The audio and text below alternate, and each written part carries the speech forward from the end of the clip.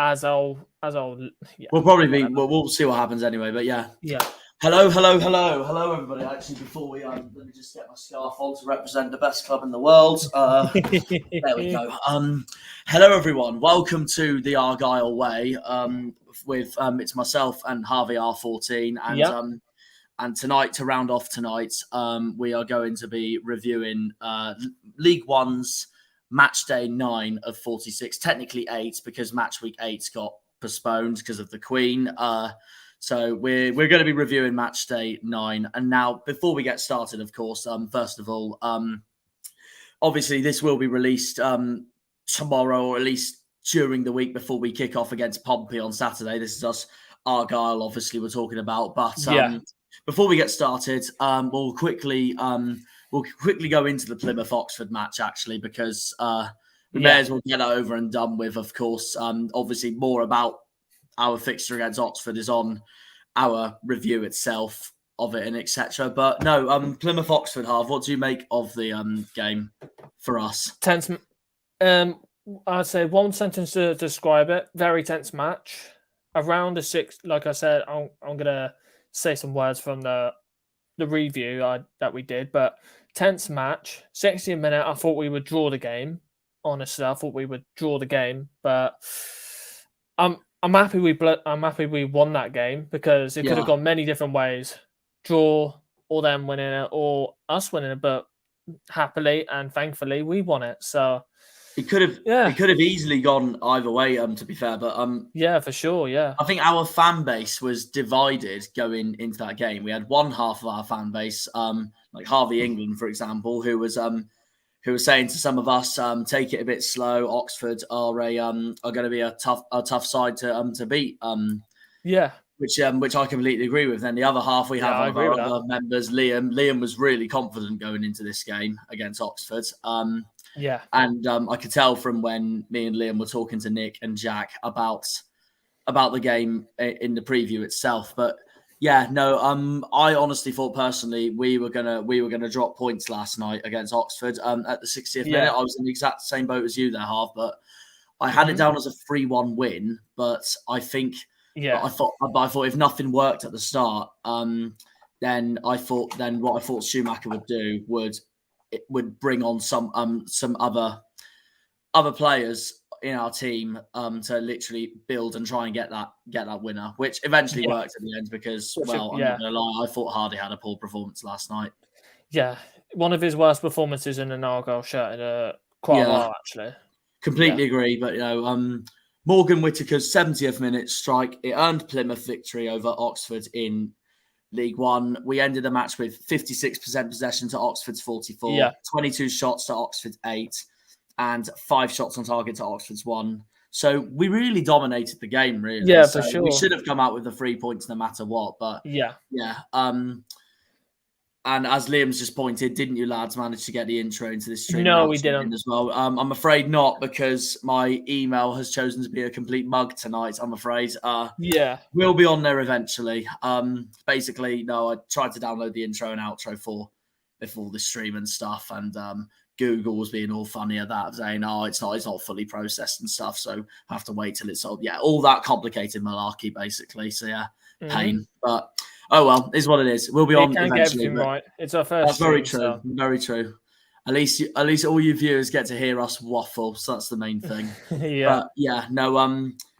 really, we dominated the game. So we really deserved to win. And to be honest, Oxford had 12 men anyway. I mean, I will be honest. I thought the referee was terrible last night. I don't know if would you agree with that, Harv?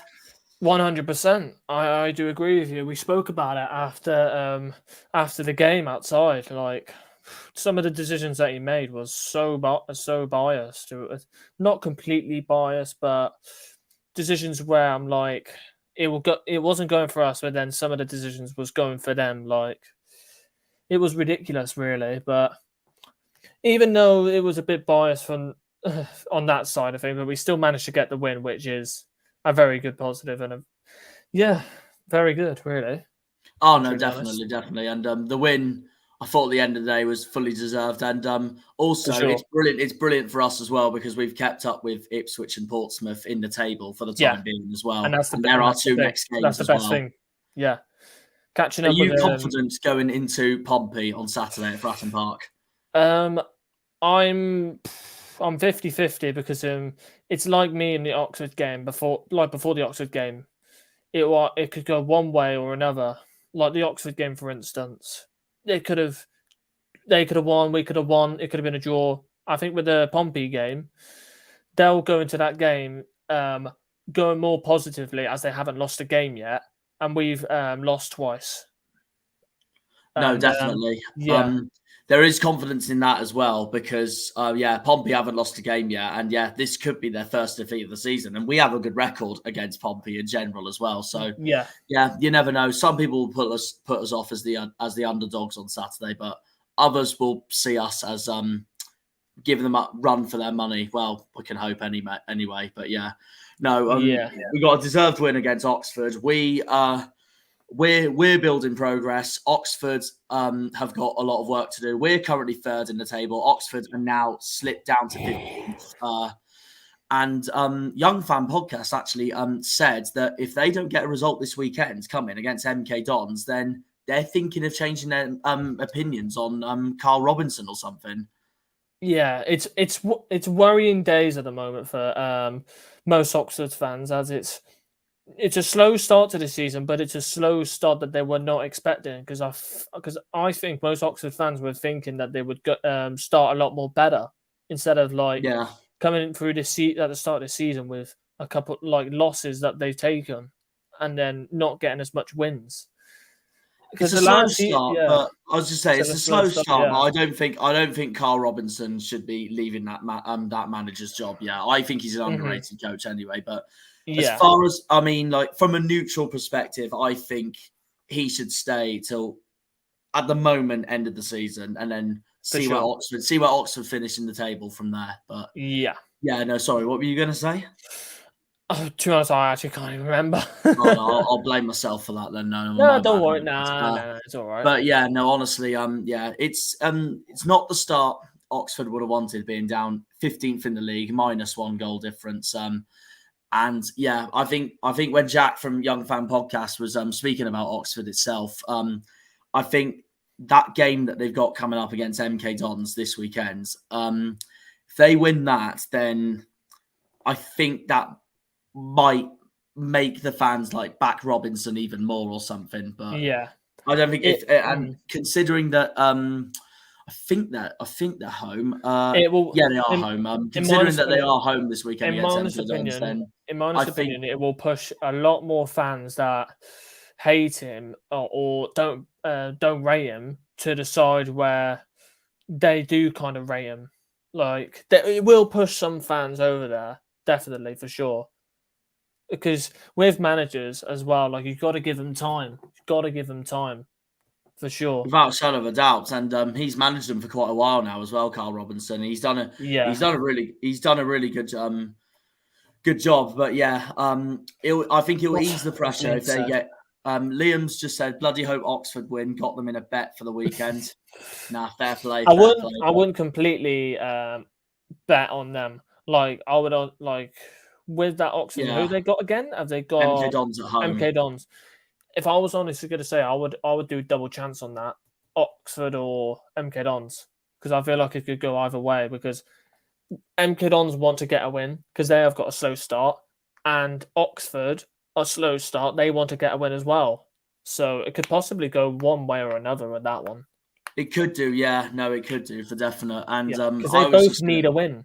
They both need a win. Yeah, I was going to add on to that like Jack from Young Fan Podcast was saying, if Oxford don't win at all against MK Dons, even if they draw at home as well, then I think pressure really is going to mount on Carl Robinson. But if they win, I think the pressure will ease off him completely. For sure. Yeah, definitely. Especially, and this will be a match they'll feel like is a must win for them as well anyway. And also their match after that as well, because they've got Fleetwood at home afterwards. Yeah. Definitely. As the next game. So, Mm-hmm. And then after that, the one to watch out for Oxford is Matchday 12 on the 1st of October. They played Charlton away at the Vale, and they won their 4-0 last season. So it's going to be, I'm going to say, I think the MK Dons and Fleetwood games at home for Oxford, I think are going to be must wins for Carl Robinson, because if they're not, I think, like Jack's been saying, I think it's going to put pressure on Robinson. Yeah, definitely for sure. For definite, will be very interesting. But the rest of our thoughts on Argyle Oxford will be on our review that will be uploaded this week, regardless. Anyway, but from our point of view, brilliant win from Plymouth. We're hopefully gonna give it as much as we can in our next 3 games, as I should say, against Portsmouth away, Ipswich at home, Wickham away, and in fact next 4 games, because the Sheffield Wednesday game that was originally meant to be last weekend has now been rearranged, and we're going to be playing them very soon as well. Speaking of Sheffield Wednesday, so Sheffield Wednesday faced Morecambe away. It was a 3-0 win for Sheffield Wednesday. I guess it was expected, to be honest, but at the same time for them, it's back to being on good form for them after that crushing rivalry defeat at home to Barnsley last time definitely out. With Sheffield Wednesday as well, you expect them to be up there with all of the other big teams in this league. Against Morecambe, they're not really the type of team that you would expect to go play Sheffield Wednesday and get a proper result. I'd say Morecambe are one of my favourites to go down, if I'm truly honest. They're one of my favourites to go down. I don't think they're going to be a team that will either scrape survival or like properly survive. I think they'll struggle. I think they will definitely struggle this season. For sure. Yeah, and I believe also, I think last season was the very first time Morecambe's ever got into League One, 3rd tier of English football as well. So this could be that's the one thing Morecambe will not want, is a second season syndrome, pretty much. Because of course they got promoted to League One last season. But 3 goals from Sheffield Wednesday. It was actually 0-0 at half time, but the 3 goals coming from Windass, Byers, and Smith. Morecambe 29% possession, Sheffield Wednesday 71, 4 shots to Sheffield Wednesday's 29, and 1 shot on target to Wednesday's 11. So I guess a dominating performance really for Darren Moore's side. Yeah. It's what you expect, really. It's Sheffield Wednesday, and they've got a way better team. They've basically they've bought well. They bought well in the transfer window. What else can you say? They did. They've improved in every single position. What I will give Morecambe credit for is that actually during the start of the game, their number 23, Kieran Phillips, on loan from Huddersfield, did have a chance towards goal. It was just wide, but it went straight to the Sheffield Wednesday goalkeeper. Yeah. But no, Morecambe did have a few cracks at what people would call one of South Yorkshire's biggest, if not South Yorkshire's biggest club in the whole country. So obviously it was going to be a big test for them, regardless if they were home or away. But obviously considering the stats as well, though, Wednesday looked comfortable and they dominated, got back to winning ways despite being half-time 0-0. Yeah. So definitely very good win here from Sheffield Wednesday. I'm just looking through the their match on YouTube, funny enough now. Wednesday have a corner here, and free header went straight in, 1-0. That was that's the first goal from Windass. Nothing Morecambe could do about that at all. And it pretty much summed up the game. Pretty much actually was that first half Morecambe make them work for it, and then second half they turned on the screw, and then comfortable 3-0 winners. And they're currently fourth in the league, Sheffield Wednesday. They're 2 points behind us. They're 2 points ahead of Bolton in fifth. Their next game is a huge fixture at Hillsborough against league leaders Ipswich. Do you think Wednesday are going to give Ipswich a really hard time this weekend if they really want to push for Ipswich's first defeat of the season?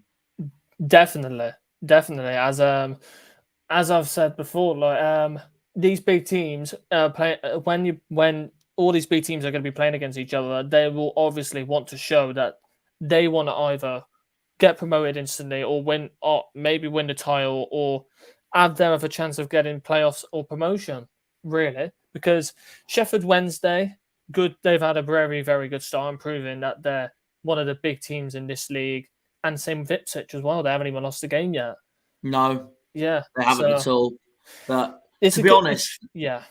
I was just going to say, looking at the match there, obviously Sheffield Wednesday were the more dominant and more clinical, but I do think Morecambe really need to work on their defending if they really want to stay in the league this season, because 2 of those goals there from Sheffield Wednesday were free headers. So that I think that's something Derek Adams needs to work on. I think I said this in one of the last Argyle Way videos, is that I think they had the worst defensive record in the league last year. I think they conceded the most goals. Oh, actually, let's have a look. I'll get last season's table up now. Actually, I think they conceded the most goals in the league. I think it was 87.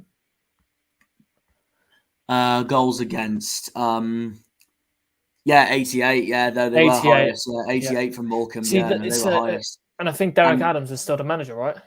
Yeah, no, he is still the manager. And the team that did worse last season, Crewe, they only conceded 83 compared to. I know he was a former manager of ours, Derek Adams, but I don't really honestly rate him as a good manager.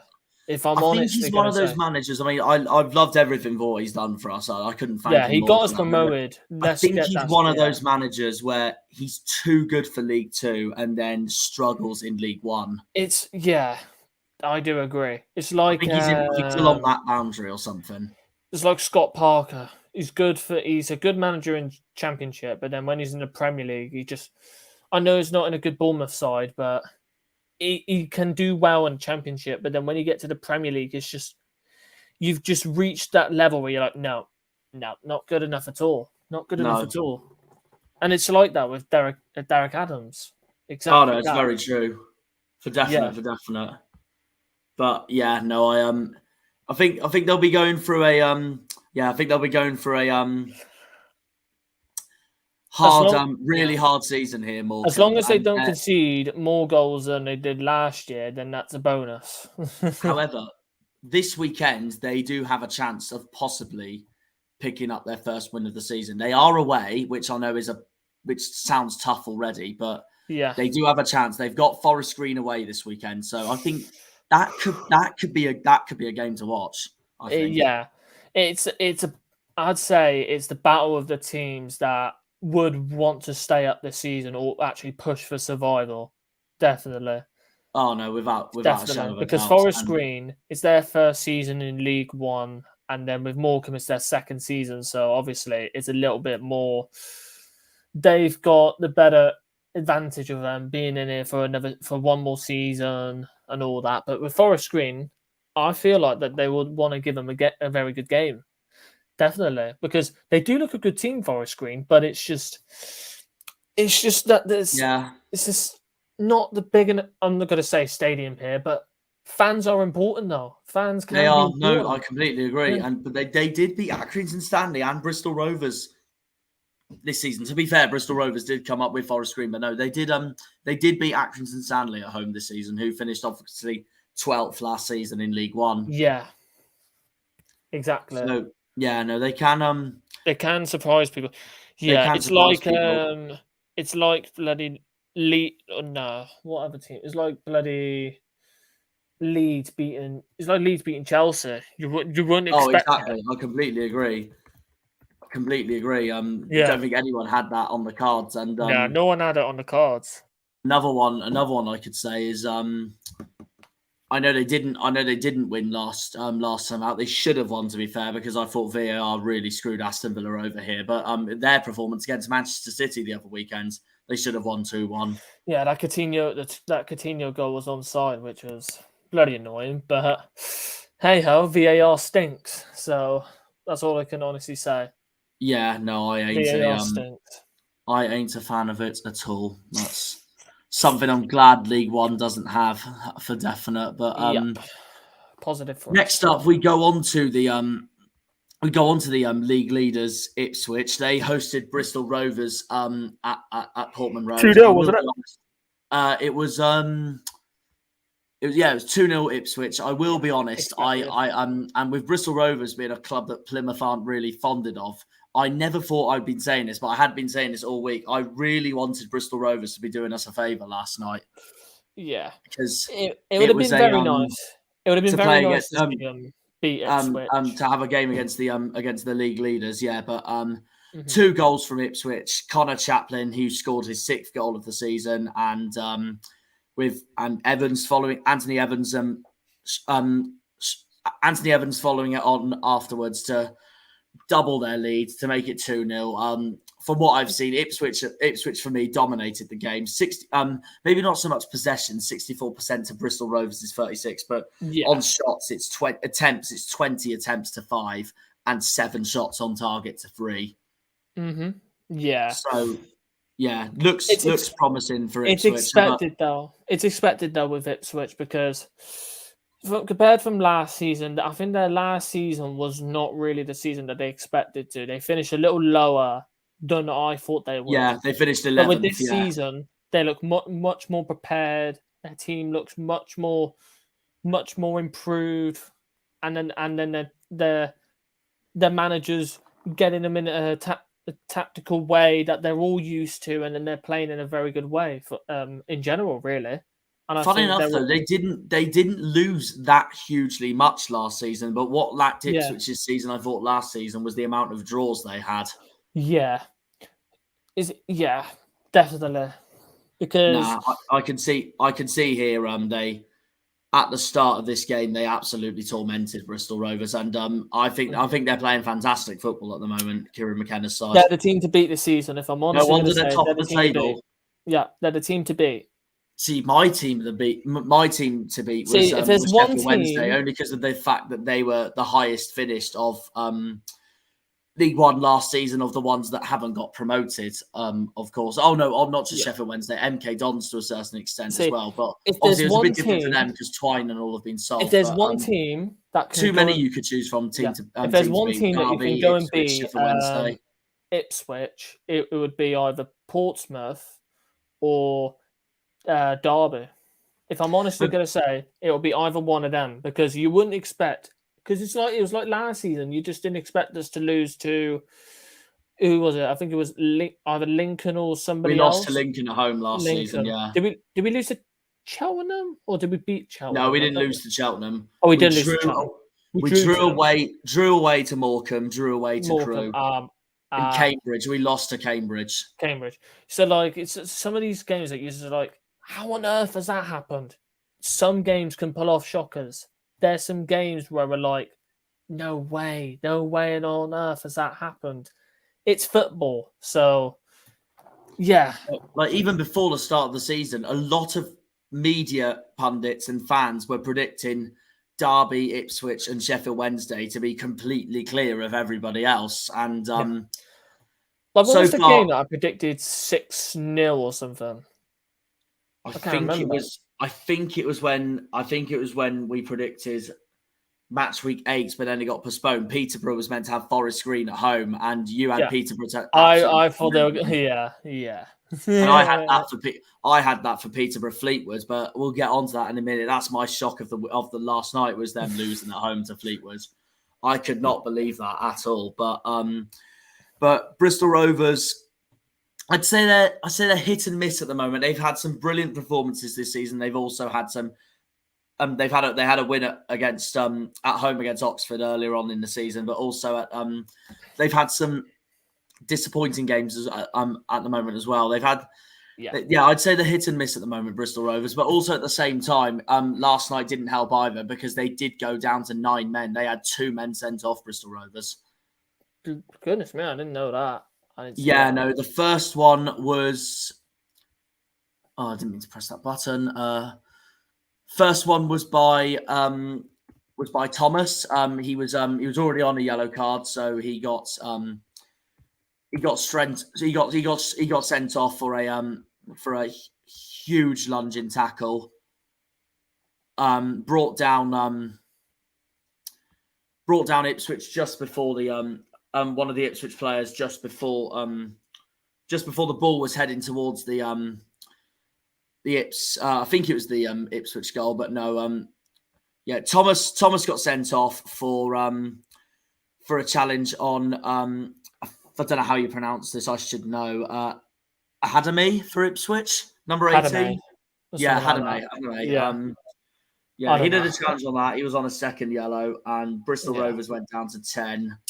And then after that, we also had right at the end of the match, actually, we had Kilgore sent off for the gas. Kilgore. Is it Alfie Kilgore? And Alfie Kilgore, the match just went bad to worse for Joey Barton's side at the end. Yeah. I think he just told them to just absolutely batter everyone because that's what he was like in his old days. Yeah, no, it was the challenge was a denial of a goal scoring opportunity as well. But no, I will be honest, I was really hoping Bristol Rovers would give Ipswich a game, but no, they couldn't lay a glove on them, and Ipswich are comfortable 2-0 winners, and I have to be honest, rightly so, they're top of the league at the moment. I'm going to move to on Bristol Rovers here. They're a team that I can't predict because there's one week where I'm like, they'll win that. But then there's another week where I'm like, they'll lose that. And then it's the reverse. It's the reverse that happens every single time I say that. And I'm like, I can't. They're currently in the lower half of mid-table, just above the relegation zone. They're currently 18th in the league, 2 wins, 2 draws, 4 defeats, -3 goal difference, and 8 points. Ipswich, as we all know, top of the league, 20 points, 6 wins, 2 draws, 0 defeats, and a goal difference of 12. I'd say then my favourites to go up. Yeah, fair enough. To be fair to Pompey, though, they're only one behind. They've only got a goal difference of difference of 11. Yeah. But... We can't rule them out as well. But anything can happen. Definitely. Anything can change throughout this season. What about us? Would you say we'd get in the mix of this? If we can keep I will say it after the Sheffield Wednesday game, if I'm honestly going to say. Okay. But if we come up with positive results against Sheffield Wednesday and Ipswich and all that, if it has happened. Portsmouth. Wickham. I think we will be up there for promotion. Yeah. We could be up there for promotion. If we can beat all of the other teams that we should easily beat. Yeah, because after Wickham, we've got quite an easy run before the derby game against Exeter on Halloween. Yeah. We'll be up there. Well, I mean, that's a match also, to a certain extent, we should be winning as well. But as it's the derby, anything can happen. So, and also, it's Exeter at the end of the day. But Ipswich were superb, I thought, last night. Another brilliant performance. Yeah, Kieran McKenna is really steadying the ship at that East Anglian club at the moment. Exactly, and it makes sense on why they're top of the table. But very good performance by them. Speaking of Exeter, that's who we're going to move on to now. They faced I'd say a tough match for them going into this one. They faced Shrewsbury away going into this match, and I would say in terms of the fixtures we had from last night, this was probably the most exciting game of them all, as it ended 3-2 to the Shrews. Yeah. Not everyone can hold on to a 2-0 lead. Let's just get that straight. Not everyone can hold on to a 2-0 lead. Fans are going to be very happy with us saying that. But then again, it is an Argyle channel, so what can they expect? Who cares? If the Exeter fans come in, we'll just instantly block them. Who gives two shits? Can't really block them, but not block them, but just block them from my site. They're gonna have to put up with our bias against them, with them being they can't do anything. Our biggest rivals at the end of the day. And I'm gonna look through this match now, Shrewsbury versus Exeter. But like you said, not everyone holds on to and I was going to put it to a 2-1 lead. And like Liam's just said, what a shame. Have that scum. So he's obviously delighted with that. But Shrewsbury, to be fair though, I know they won the game. Obviously, they actually did start. Not just a 2-1 lead. Exeter were actually 2-0 up before. Yeah, they were 2-0 up. 2-1 up. Yeah, no, they started this game really well. So they had a corner. The Grecians had a corner, and then it was Sweeney who fired it into the bottom left corner because Shrewsbury couldn't clear it one bit. So that looked terrible on their point of view. But yeah, no, I did think Exeter really started that game brightly though. And I thought when they were 2-0 up, I thought they're going to come out with another brilliant performance here with the way they've been playing this season. But yeah, I thought they started really brightly into that game, into the Shrewsbury game, Exeter. Yeah. And like I said, I knew they would go in that. I know they lost, but I knew they would go into that game as well with a very. You'll probably say it to me as you're watching the highlights, but they'll probably be that team that will push high up the field. They won't give Shrewsbury any time or any way of getting any space or to pull any passes off or anything like that. You get what I mean? Yeah, no, definitely. Liam's just said, if you're able to make me mod on here, if any scum fans come in, I can just block them, lol. And we've had a user called Forrest G who's just commented saying bedtime. Bedtime. You should be in bed, mate. Shush. No, it's all right. No. He's tuning in. He's tuning in. That's fine. That's fine. If anything, anytime is my bedtime. Let's be honest. With the amount of well, not saying that I'm hard or not because I'm not hard at all. That's so not true. But don't time them out, Liam. Just let them be. If they start saying some rude words, then just time them out. I'm my own person, so I go sleep anytime. So bloody hell, we'll see what happens. But of course you have to show off. Exeter went 2-0 up. It was grounds with the second goal that doubled Exeter's lead. But I will be honest, I thought Shrewsbury started that game really poorly with the way they conceded those 2 goals, because Exeter's second goal was a long range shot from grounds, but it was deflected from the Shrewsbury defence, and I thought the Shrewsbury goalkeeper should have done better as well. So yeah, obviously Exeter started the game brightly, but I think Shrewsbury could have done so much better defending. To be honest, it's kind of as I expected, because that's the way Exeter are really playing this season. They're not giving a lot of teams time. They're not giving a lot of teams time. They've done it against MK Dons. They've now done it against Shrewsbury. They've done it against other teams. I think they're trying to play a very attacking style more than any other team this season. It may not work, and it may work sometimes, but they got their 2 goals from it. But in the second half, they just crumbled. It looked like it. Yeah, no, I completely agreed. And when I was when we were watching Argyle Oxford, of course, when we were watching that, basically, I thought when we were at 0-0, I thought, oh, brilliant, we're going to draw tonight, and Exeter are going to get an away win. So that looks even worse on us. But somehow we managed to win, and they managed to lose. So we actually got what we wanted. Yeah, but, exactly. Then Shrewsbury had a corner, which was taken quickly. But this time, and I think this sums up the game pretty much up in general. When Shrewsbury got their first goal back from Pennington, and it was actually in the minutes straight after grounds doubled to Exeter's lead. This time it was Exeter that had the defensive woes and couldn't bloody clear it in time, and that's what got Shrewsbury back into the game. Yeah. But yeah, no, that allowed Shrewsbury to go back in the game. Then Shrewsbury had another corner. They had another corner, which was a long shot just before the D, which got deflected by the Exeter defence. But then it eventually got into the Exeter half, and Shrewsbury, to be fair to them, found their equaliser in the 34th minute. Before half time, it was Bayliss with the equaliser for Shrewsbury.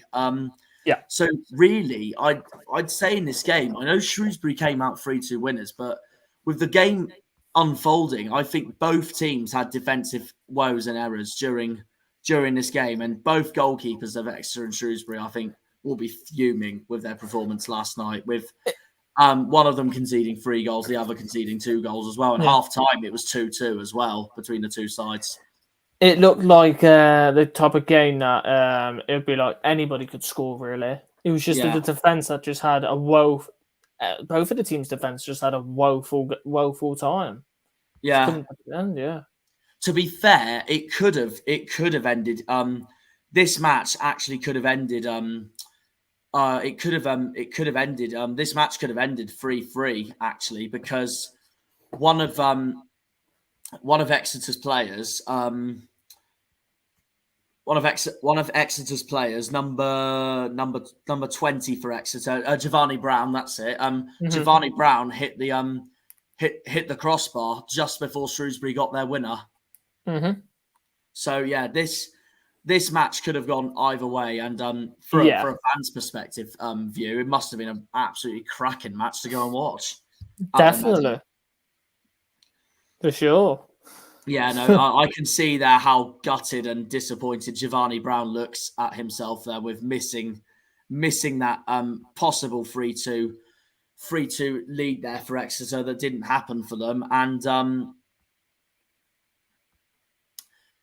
could have ended 4-3 Shrewsbury, because Shrewsbury hit the bar straight afterwards as well. So must have been a cracking game of football. Definitely.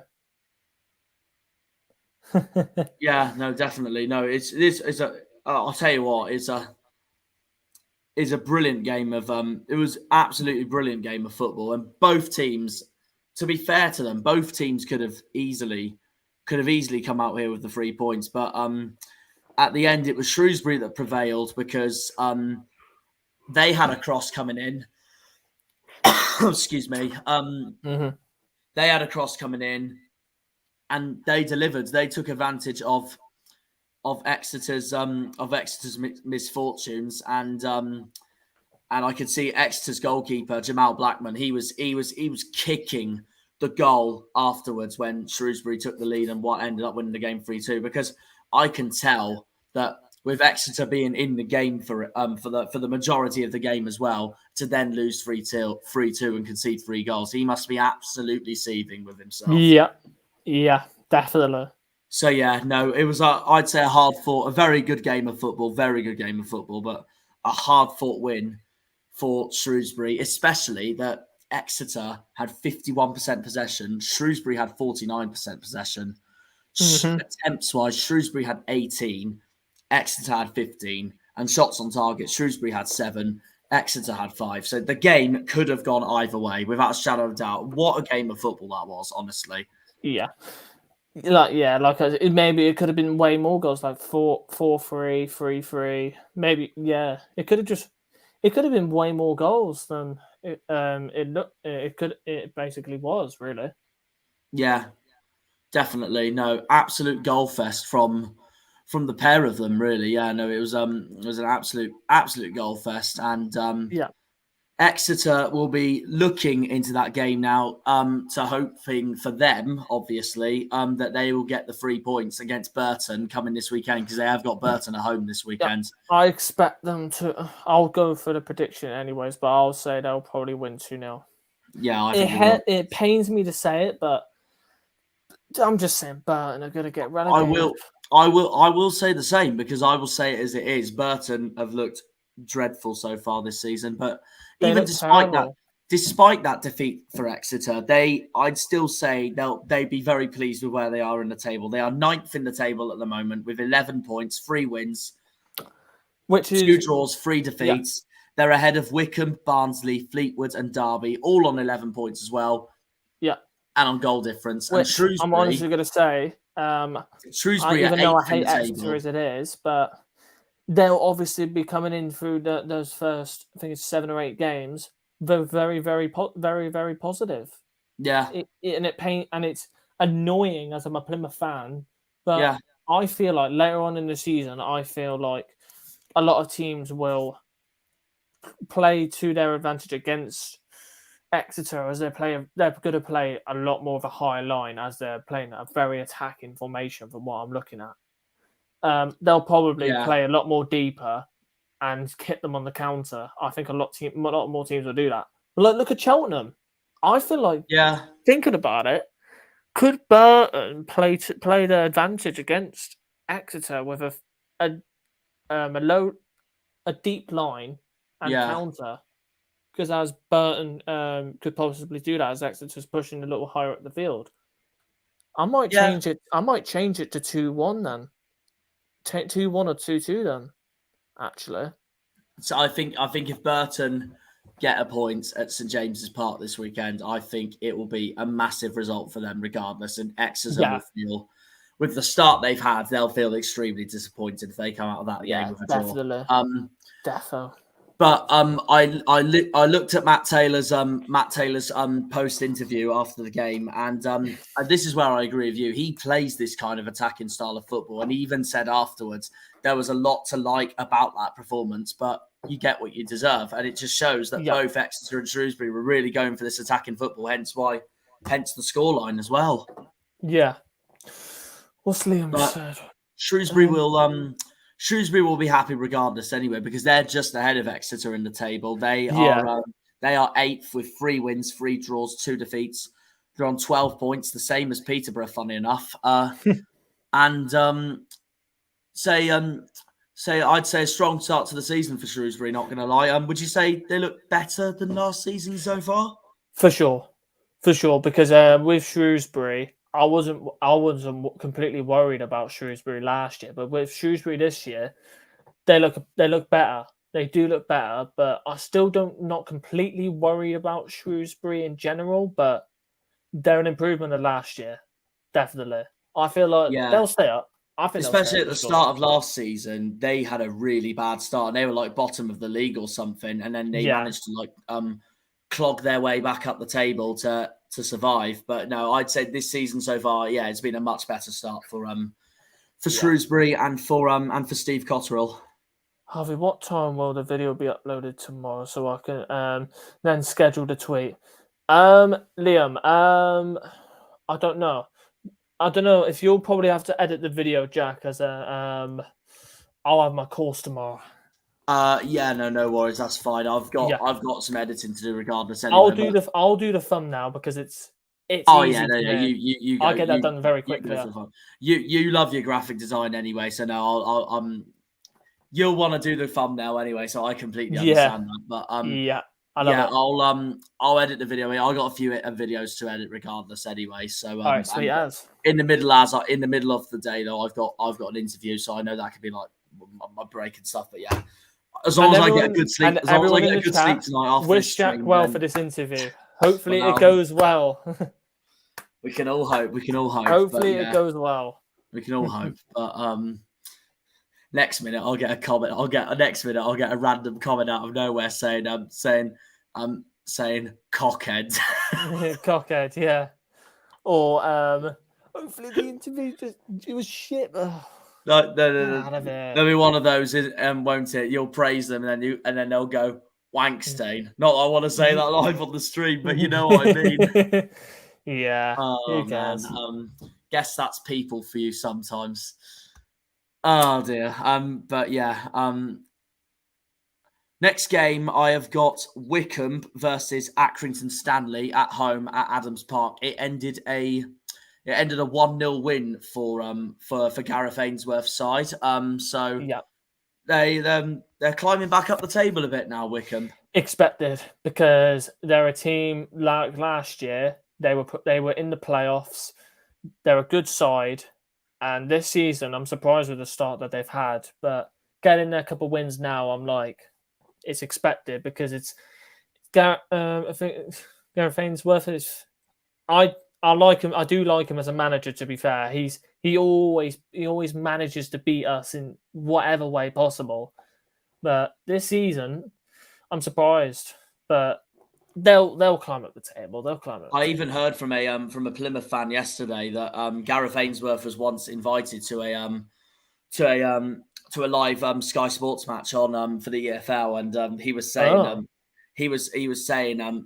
he was basically saying in that when they were talking to him about his record against Plymouth, he was saying he was saying, I don't know how I do it. They're just one of the teams that we do tend to do so well against. And hopefully this season that doesn't happen, because I'm getting fed up with us always losing to Wickham. I think it's his tactical style that always gets us every time. There's probably a little niche that he always finds against us. It's like it with other teams, though. There's one team that they just can't beat that team, because there's one way they can beat them, and we don't know what that is. We just don't know what that is. But I will be honest, I would say also it's been a little bit of I kind of expected it to be a little bit of a slow start for Wickham regardless anyway, probably because of also that they did sell their number one goalkeeper, David Stockdale, to Sheffield Wednesday, which I still think is a big loss for them. It's a big loss. It's a big loss. But yeah, the win against Accrington Stanley is a they're gonna try and climb back up the table now. They're now 10th after that win. They're just behind Exeter, just in front of Barnsley. Yeah. They weren't going to stay at the bottom half of the table for long.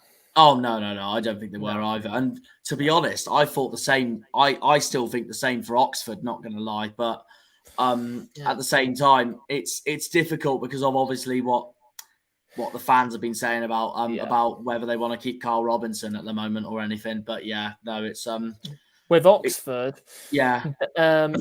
Obviously, if they're not going to back them, if they're going to carry on not rating their manager and not backing their manager, then it's just going to leave them in a bad situation. It's like Mourinho at United. All the United fans just kept on saying he needs to go, he needs to go, he needs to go, and well, his performances were shocking, very bad.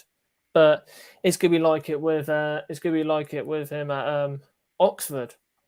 But we'll see what happens. If we win the next game, it will turn a lot of Oxford fans' heads. Simple as that. Wickham had the one goal during the game. It was scored by Jason McCarthy. His goal going underneath the Accrington Stanley. In fact, a nutmeg in the Accrington Stanley goalkeeper to give them all the 3 points. Gotta love a bit of a nutmeg. To be honest, as much as a brilliant win this is for Gareth Ainsworth's side, Accrington Stanley didn't make it easy for them because they had much more possession, 62% compared to Wickham's 38. And they also had 17 shots to Wickham's 13. The only thing that was different was Wickham's shots on target, which was 7 to Stanley's 4. So, but they were a lot more clinical. Stanley have not made it easy for them, hence the 1-0 win as well. Yeah. With Accrington this season, they look a lot more different than last season when we played against them. They had a terrific season they had last season, as it was regardless anyway. Yeah, but I feel like this season is a little bit more different for them. They look a much better team of what they were last year, but it could change. Definitely, it can change. It's only 8 games in, but from what I've seen, they do look better. They do look better. Yeah. You could say that. Having said that, having said all that, I can't speak. Having said that, although has been a bit of a slow start for them. They are in the relegation zone. Actually, they are in 21st with 1 win, 4 draws, and 3 defeats. And I think what the draws tell you is that they've been trying to give it their all each game. But they just haven't had the results. Unlike Burton, who have been absolutely dreadful, they're the draw inside. Haven't had the results they would have liked to wish for the start of the season. They're a Burnley type side trying to scrape a win or just get the draw. But with Accrington Stanley, who are they? Poor Accrington Stanley. But they'll get their results. I feel like they will get their results. It just takes time. I feel like they will. If they don't, I'll be very surprised, because of the way they performed last year.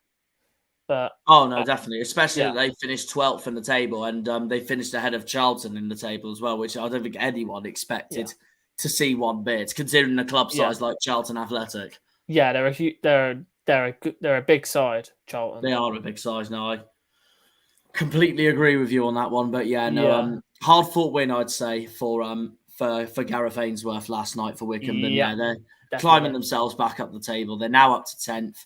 Wickham's next match, I know we've got them soon, Plymouth, but their next match will be away to Derby. And I'm going to be honest, Harv, Derby, I know, will really want to bounce back after Plymouth and Lincoln, but I do think Wickham will give them a hard time. And also, I also think they'll give them a hard time because when Derby were in the financial situations and difficulties, Wickham were part of their stories about that, because when Wickham got relegated from the Championship, from the only season they were in the Championship, that was also due to Derby's financial situations. And that's why Wickham fans got really annoyed at Derby at the end of that season. And it's why I think it's going to be a bit of a heated atmosphere between the two. Yeah, definitely.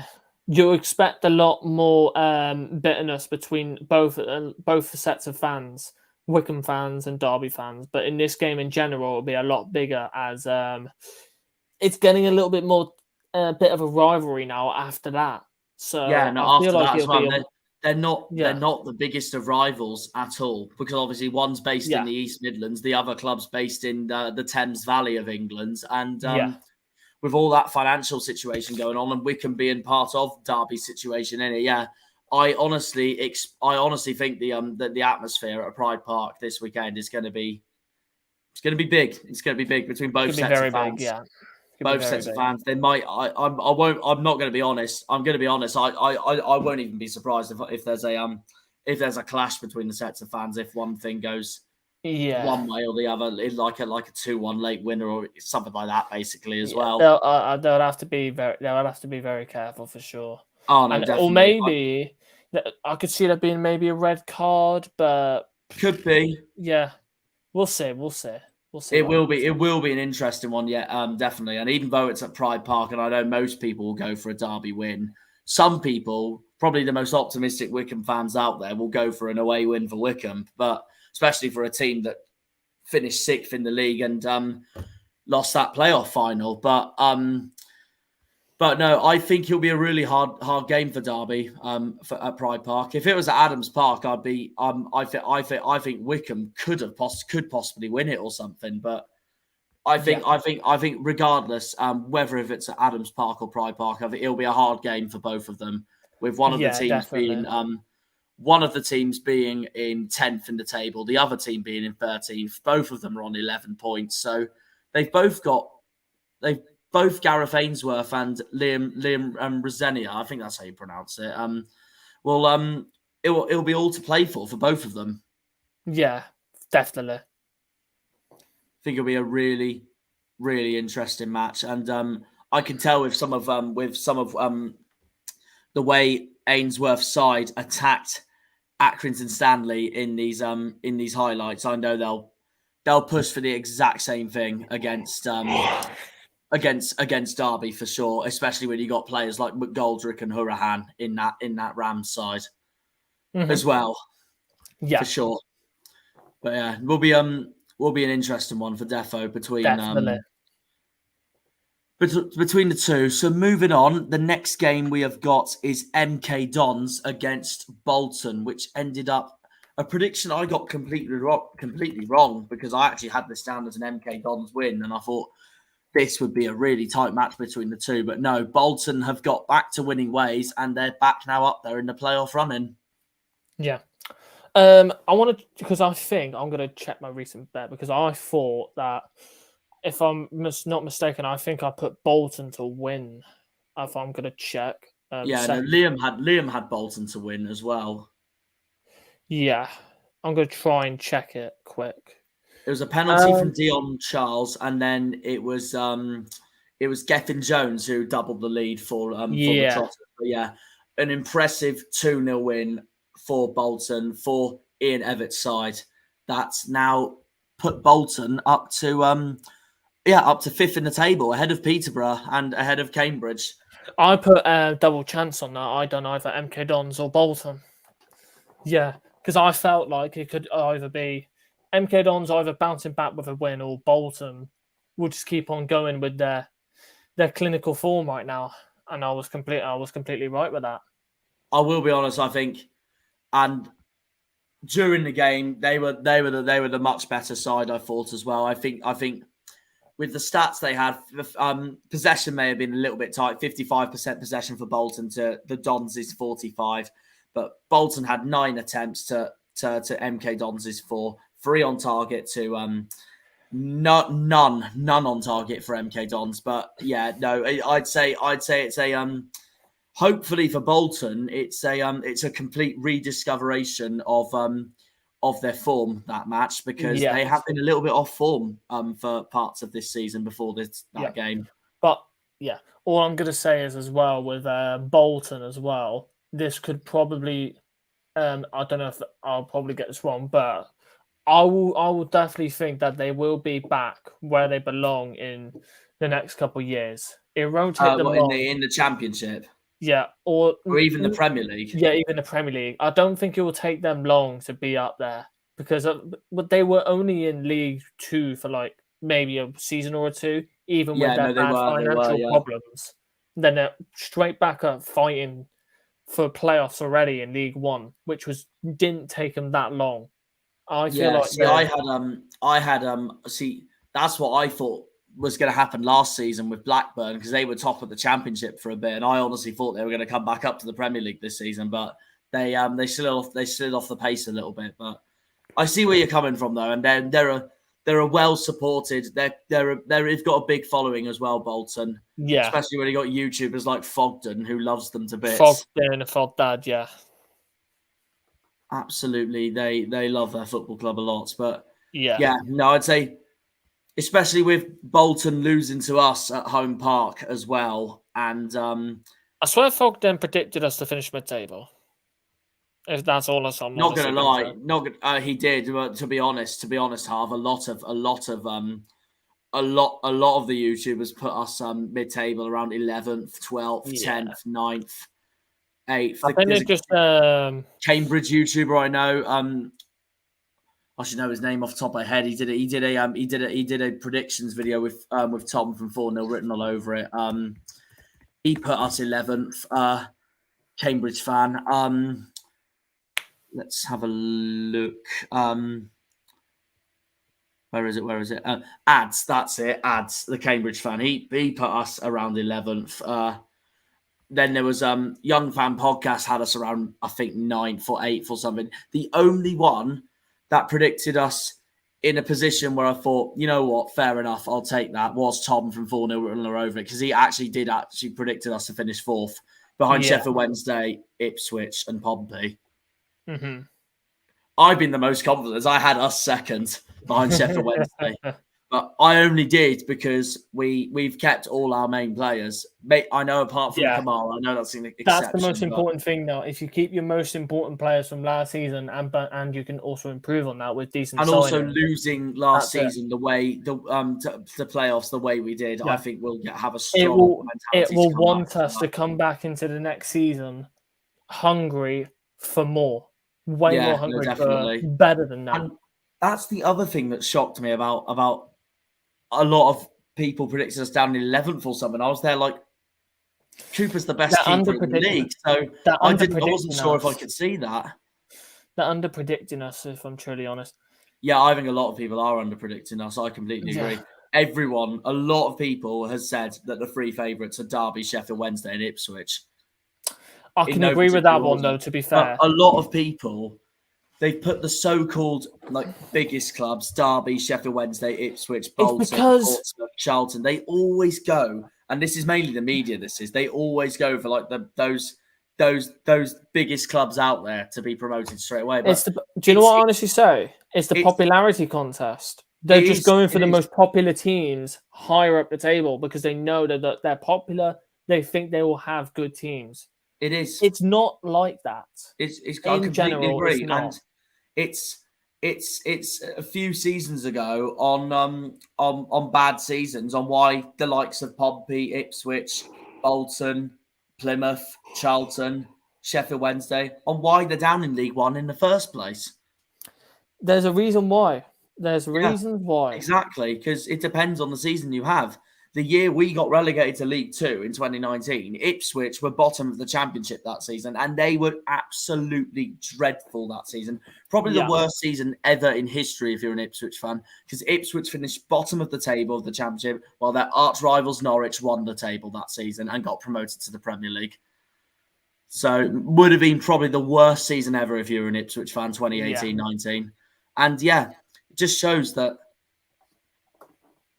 anything could happen. Like when I was an 11-year-old kid, it was the 2010-11 season. It was West Ham who finished bottom and went down to the Championship. I looked at that, I was thinking, I did not expect West Ham to finish bottom and get relegated. That was the 2011 season, wasn't it? That was the year United to be honest, though, the year Man United won their 19th title.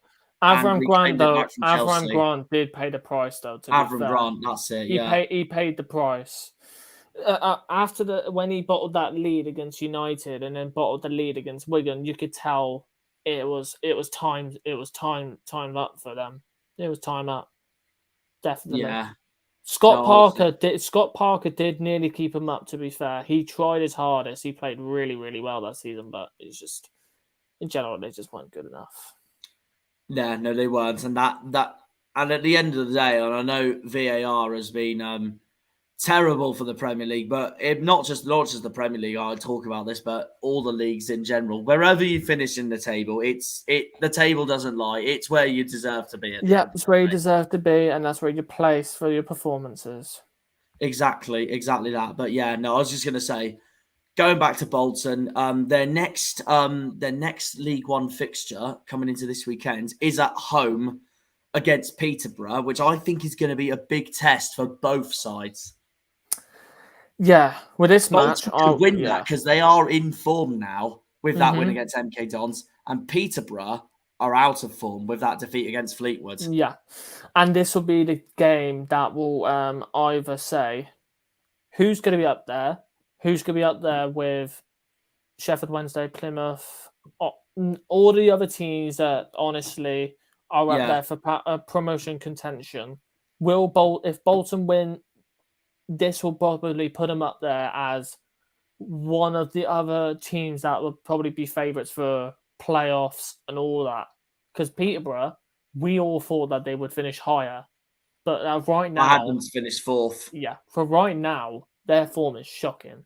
I completely agree. And they will not want to afford another away defeat like that. They lost to Plymouth, they lost to us away, they lost to Derby away. If they lose to Bolton away as well, then it's like us. This will not be easier than what Grant McCann would have expected for that side. But it will really put them in basically put them on thin ice or in the mud. Really, I think Bolton will really give Peterborough I think they'll give Peterborough a really hard test this weekend. For sure. I'm used to calling the stadium the Reebok Stadium because that's the name I've been brought up with. But obviously it has a name now, doesn't it? Bolton. I can't remember. I should know this. The name of Bolton Stadium now. I think it's the Macron Stadium, isn't it? No, it's the University of Bolton Stadium. University of Bolton Stadium. Okay. I'm used to calling it the Reebok because that's what I've always called it. That's what I was used to calling it. But yeah, no, this could be that impressive win. That impressive win for Bolton over MK Dons could really put their form back on track. As for MK Dons, thought they were brought back down to earth in that game against Bolton. Bolton were by far the better team, but should they be worried? They're in the relegation zone. They're 22nd, 2 wins, 1 draw, 5 defeats. Do you think they should be worried right now? 100%. 100%. If you're not going to replace your Scott Twine and your Harry Darling, and then you're going into a season with your two important players gone, and you think that you can just try and go into the season thinking you can go up there with all of the other teams that I mentioned, it won't work. And another thing as well, you're just risking yourself. You're risking yourself with two important players that I'd say completely carried that team last year. Yeah, you're basically putting yourself in the firing line, really, because I don't think mainly the other players, they were good, but it's not like the Scott Twines that there was just the main creator, the main goal scorer, and then Darling, who was your main defender. Yeah, if I'm going to say right now. But I'd say definitely I'll be worried, and for any MK Dons fan out there, I'd be pretty worried as well. Yeah. They got that crunch match away at Oxford this weekend as well. And with both of those teams a bit under pressure as well, I think whoever doesn't come out on top of that between those two will be the one more under pressure going into I after this think, yeah, weekend. whoever doesn't win that game, their manager will be in a lot more trouble. It'll be either team, whoever team loses, their manager will be in big trouble for sure. Be a shame for Liam Manning as well, because he nearly got MK Dons promoted as well. Yeah, to be in this situation now. But like you say though, Harvey, if you're not going to replace Twine or Darling, then you're going to ask for a tough season. You're asking for a tough season, exactly.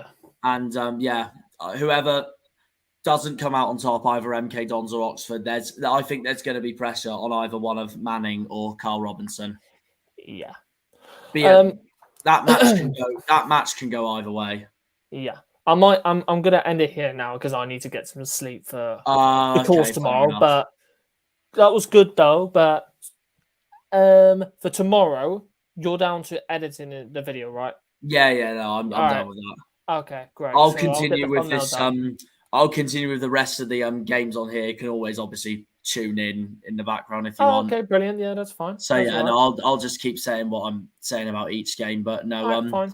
I've me being me, I usually I usually drone on. So yeah, no worries. So guess we're just going through what we can really. But no, if you've got to call it a night, mate, no, you got to call it a night. Oh, before I go, Liam said if Tom doesn't get back to you. Jack, do you want to do the preview for Pompey tomorrow afternoon? I can't at 12, so I got my interview then. Yeah. Do it a little bit later. Probably could do it a little bit later. It'll have to be later, but I'm gonna ring. I'm gonna message not just Tom, but Jack first thing in the morning, because Jack obviously was working with Tom the other day on something, and I'm gonna ask Jack if Tom see my Instagram message or anything like that. But yeah. We'll see what happens. We'll see how it happens. But yeah, I can't do 12 because I got my interview. So yeah, I know I'm at my course kind of. I think for me, I have to do the evening, but I'll have to try and get in touch with 4-0 written law over it as well, because we'd love to have them on with us. At the end of the day, definitely. But hey, I did actually talk to one of my best friends from my master's degree last night, Gabe, who is a Portsmouth fan,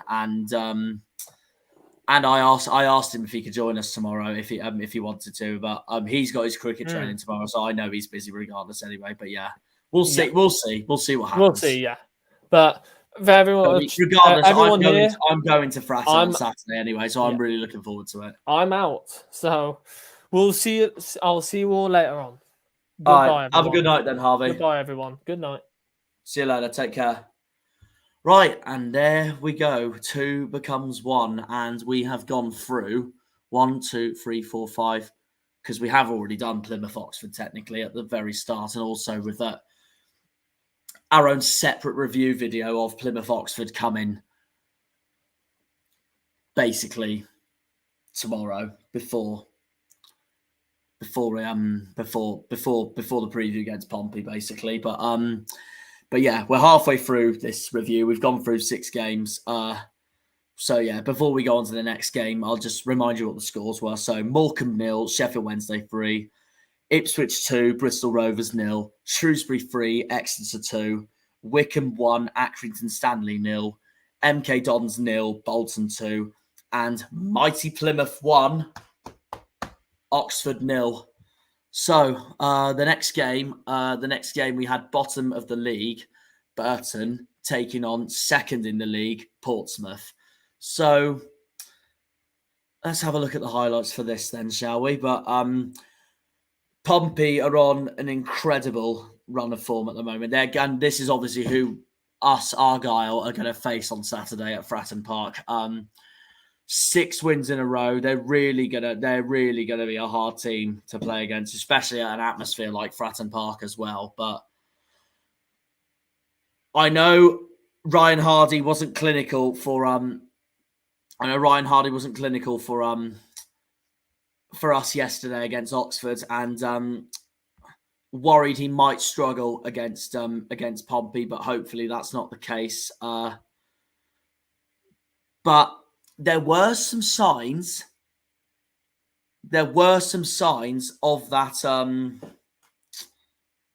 There were some signs of Portsmouth's number one keeper Griffiths having a few errors against bottom of the league Burton. And I'll look at one of those errors now. So Griffiths, the Pompey keeper, was given the ball. He was trying to pass to one of his defenders, but it fell. The ball fell to Burton's number 7 during the early stages of the match. Burton's number 7, Joe Powell. And that did not look promising for Pompey at all. So if Pompey do the same thing against us on Saturday, then it could be a really tough game for them. But at the same time, it could be a really tough game for us as well. But just hope the pressure doesn't get on Cooper, especially. So yeah, or any of our players, obviously, at the end of the day, because obviously I don't want Cooper to be in the same position as what Griffiths did in that game then against Burton, that one mistake. But despite that, though, Pompey did switch on straight afterwards. It was an own goal from Hughes, actually. Burton's number 5. That gave Portsmouth the lead. Hughes was unlucky to see Marlon Paxlow cross skew past his own keeper just before the hour mark. And yeah, Pompey took the lead because of that. Deserved lead, you could say as well.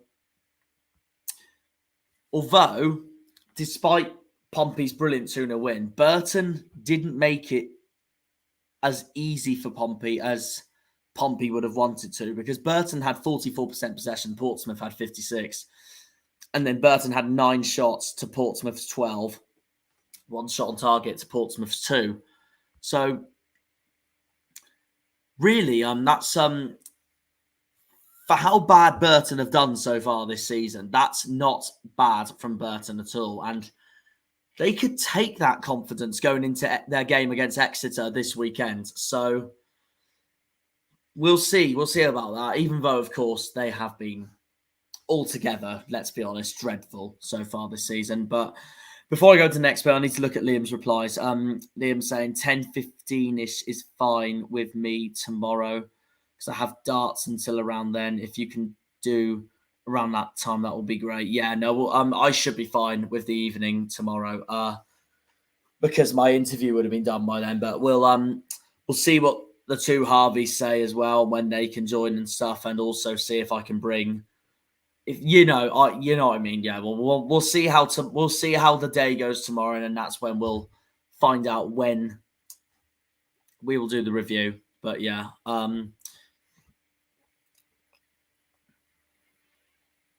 we'll see. So yeah, Pompey took the lead, much to the delight of the away fans and the despair of the home fans.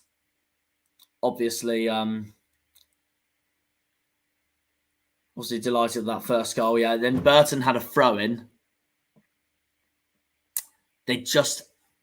Header just went over the bar. So, unfortunate to miss there, to be honest, Burton. And then they had another crack. I'll tell you what a move that was there. Seeing Burton's number 21. Mustafa Karayel, just skipped past Pompey's. I want to look at that again, actually. Literally skipped past Portsmouth's Portsmouth number 6, Connor Ogilvie, or Connor Ogilvie, and that looked promising for that was promising stuff for Burton. Burton, if they're bottom of the table, and they've been rubbish this season so far. I know Pompey were 2-0 winners, but it's stuff like this they need to take if they want to get something in that game against Exeter this weekend. So, going to be interesting for them. No. Burton scored in this match as well. Please don't tell me, oh my God, they ruled it.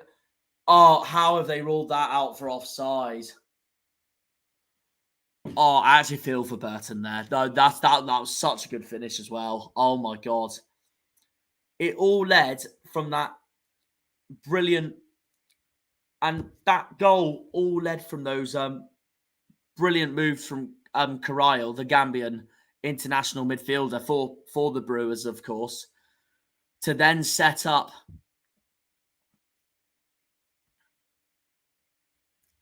Victor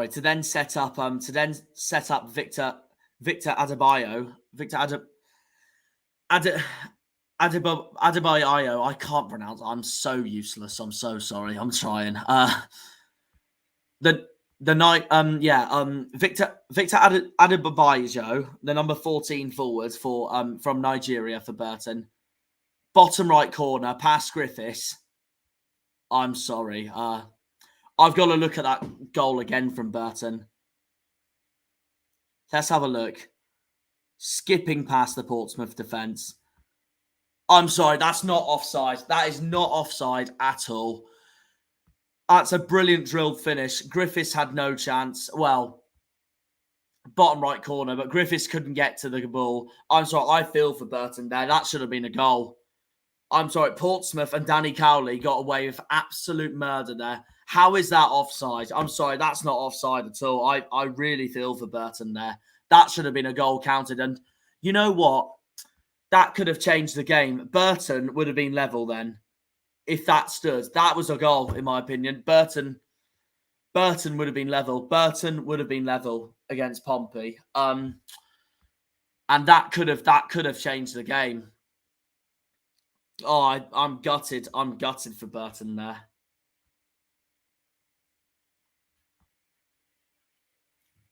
And then of course, straight afterwards, yeah, that could have changed the game. That goal, that shouldn't have been offside, in my opinion. I thought that was a fantastic finish. I thought the linesman personally got it wrong there.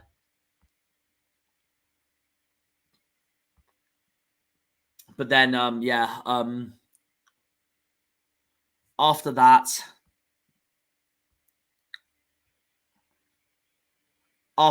Owen Dale for Pompey on loan from Blackpool. Then set up a brilliant cross. A brilliant cross to set up Colby Bishop, who has been fantastic and phenomenal for Pompey as it is so far this season, to double Portsmouth's lead, and Portsmouth getting the 3 points. I'll tell you what, Liam was right. Like this, they have celebrated like they think they've won the league, but Portsmouth take the 3 points and they keep the pressure on Ipswich at the top of the table. But I'm sorry, that Burton goal should have stood. That should have stood.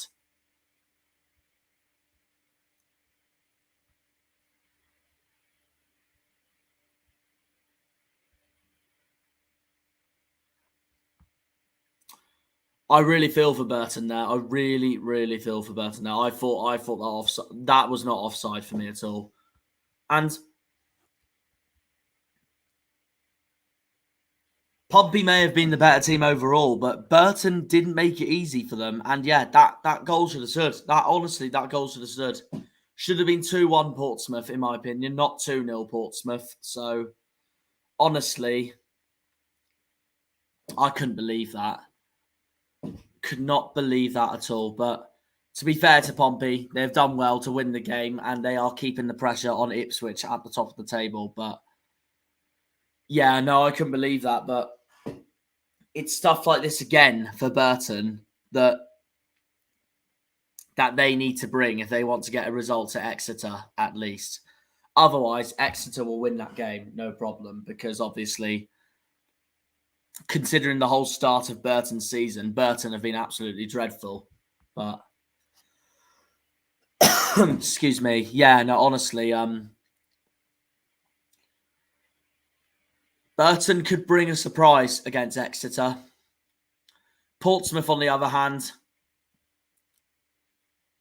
that's a brilliant, hard-fought win for them at the end. Burton didn't make it look as easy for them. And obviously, Pompey is who us, Argyle, face on Saturday at Fratton Park in the Dockyard Derby, which is going to be very interesting indeed, for sure. Right, well, we move on then.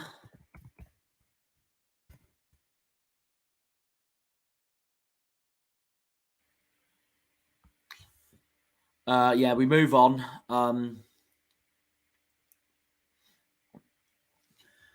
We move on after that. In fact, before we move on to the next game, we'll just see where they are at the table. So, yeah, Burton now 0 wins, 1 draw, 7 defeats, 1 point.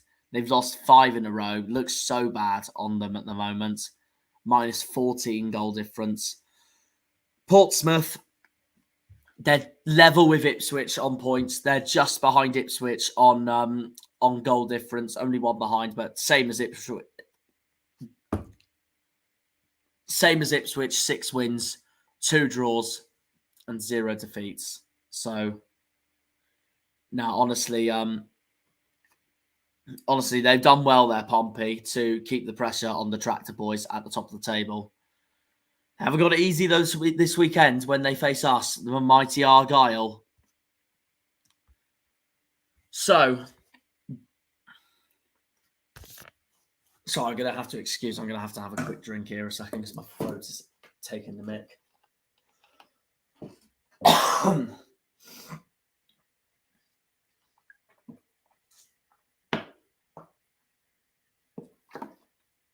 Oh.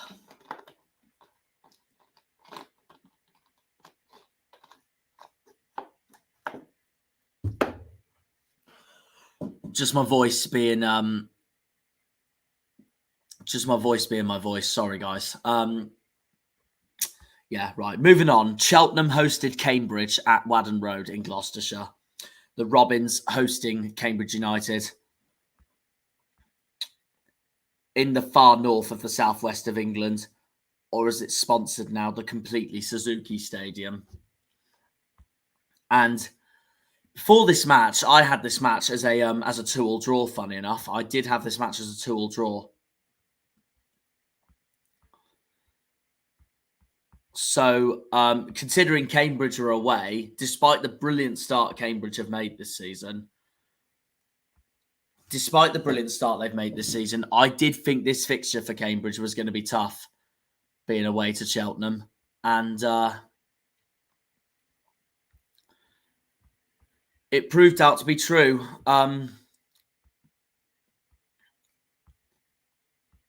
It proved out to be true. Cheltenham's it's that man on the score sheet again for Cheltenham, Alfie May. In fact, their 2 main scorers, Dan Endlundalu and Alfie May, picking up the win for Cheltenham in a 2-1 win when Adam May gave Cambridge the lead. But yeah, Cambridge did take the lead here in this match.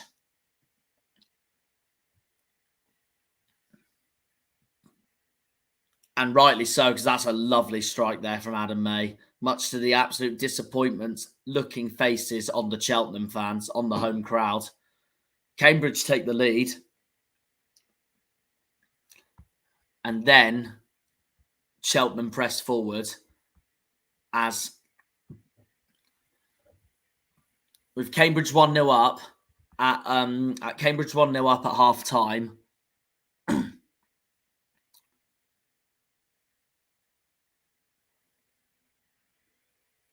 Cheltenham's response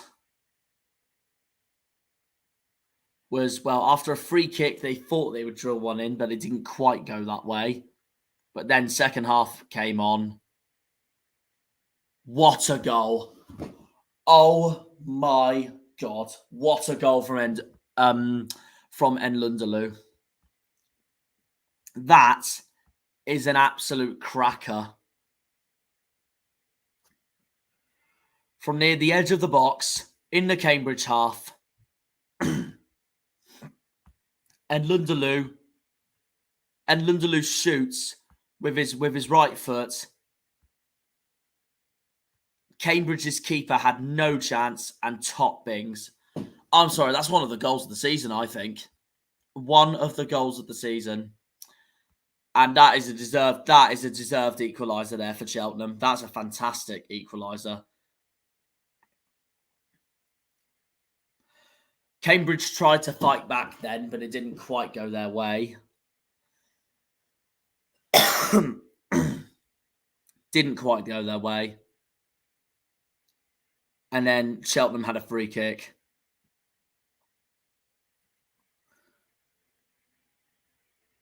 Cheltenham had a free kick. They kept pressing and pressing on that Cambridge defence because things weren't working for Cambridge and things were working for Cheltenham. But the only thing that couldn't work for Cheltenham was getting the goal. But then came none other than Alfie May. For me, one of League One's most prolific goal scorers. And that finish there sealed a 2-1 win for Cheltenham Town. And that, I think, is Cheltenham's second win of the season. It is. It is Cheltenham's second win of the season. Because their first win of the season was, of course, away at St James's Park against a certain Exeter City. It's a good win, that is, from Cheltenham. A very good win from Cheltenham. But yeah, Alfie May was the hero for the Robins, and they went from 1-0 down to win 2-1. And to be honest, they were the better side, I thought, as well. 56% possession to Cambridge's 44, 13 shots to Cambridge's 9, and 4 shots on target to Cambridge's 3. To be fair, that is tight. That is tight. But that, for me, is a brilliant performance from Cheltenham. And considering that they were in the relegation zone before this game, that win for Wade Elliott's side is unbelievable. To take the Robins out of the relegation zone up to 19th. They're still in that relegation battle, to be fair. 2 wins, 2 draws, 4 defeats. But anyone who supports Cheltenham will be absolutely delighted with that performance. And as for Cambridge, it'll be disappointing from for their point of view, especially for Mark Bonner. Underrated coach Mark Bonner is as well. But despite that, though, despite Cambridge's third defeat of the season, they've still had a terrific start to the season, let's be honest. With 4 wins, 1 draw and 3 defeats, a goal difference of 0, 13 points. They had 2 wins in a row before this, Cambridge. And you never know, they could bounce back. They really could bounce back. Yeah. Cambridge's next game is at home, actually, against Barnsley, which I think is going to be one to watch, especially between those two. That will not be easy for either of those sides at all at the Abbey Stadium, the home of Cambridge United, of course. Cheltenham, on the other hand, will face a tough away trip to Accrington Stanley on Saturday. So this will be interesting for both of them. But no, overall, I'd say that was a brilliant performance from Cheltenham. Those two up front, Dan and Lundalu and Alfie May, they've delivered for Wade Elliott's side yet again. But considering it's Alfie May, though, he's delivered for that club for so long. He's one of the league's most prolific goal scorers. He could have easily gone to one of the so-called teams that would be seen as up there for promotion, if you get what I mean. But he's stuck with Cheltenham Town, Alfie May, and he loves that club. He honestly loves the club. And that, like I said, that is a fantastic win there for Cheltenham to beat a Cambridge side who has been in form the last 2 games. They're 6th in the table, ahead of their biggest rivals, Peterborough, now in the table. But like I said, Cambridge will be disappointed with that. So will Mark Bonner, their manager, but they're still 6th in the league. They're still in the playoff battle at the moment. So, and with a goal difference of exactly 0, they're not in the negatives. If I was a Cambridge fan, I'd still be ecstatic with the start of our season, but also gutted at the same time to lose in the manner they did against Cheltenham. But as for Cheltenham, that was a fantastic performance, and they've moved up to 19th in the table. So, will be interesting for both of them against the sides that they've got next this weekend. Right, next we have Barnsley versus Port Vale at Oakwell. And this, you'd probably say, to a certain perspective, that this was a disappointing match result, really, for Barnsley.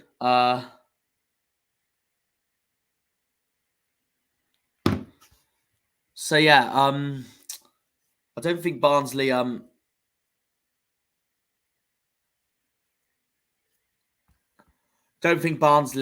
the former Cheltenham manager Michael Duff will be very pleased with this. A 1-1 draw at home against Port Vale, and this will be seen as really disappointing for Barnsley as well after that terrific away performance against one of your biggest rivals, Sheffield Wednesday, who's chasing for promotion at the moment, along with Ipswich, Plymouth and Portsmouth. Honestly, I think Barnsley will be, first of all, brought back down to earth here with this home draw against Port Vale, but also at the same time, they had more possession, more shots, and more shots on targets than Port Vale did in the whole match as it was anyway. So I think Port Vale will be the much happier side in this match, taking a point at Oakwell, and with a team that's just come up from League One that won the playoff final. So Port Vale will be the much happier side here. Barnsley will be fuming with this 1-1 draw. Michael Duff will not be happy one bit, but Darryl Clark, Port Vale's manager, will be absolutely ecstatic. Barnsley did get the start they just wanted, though, because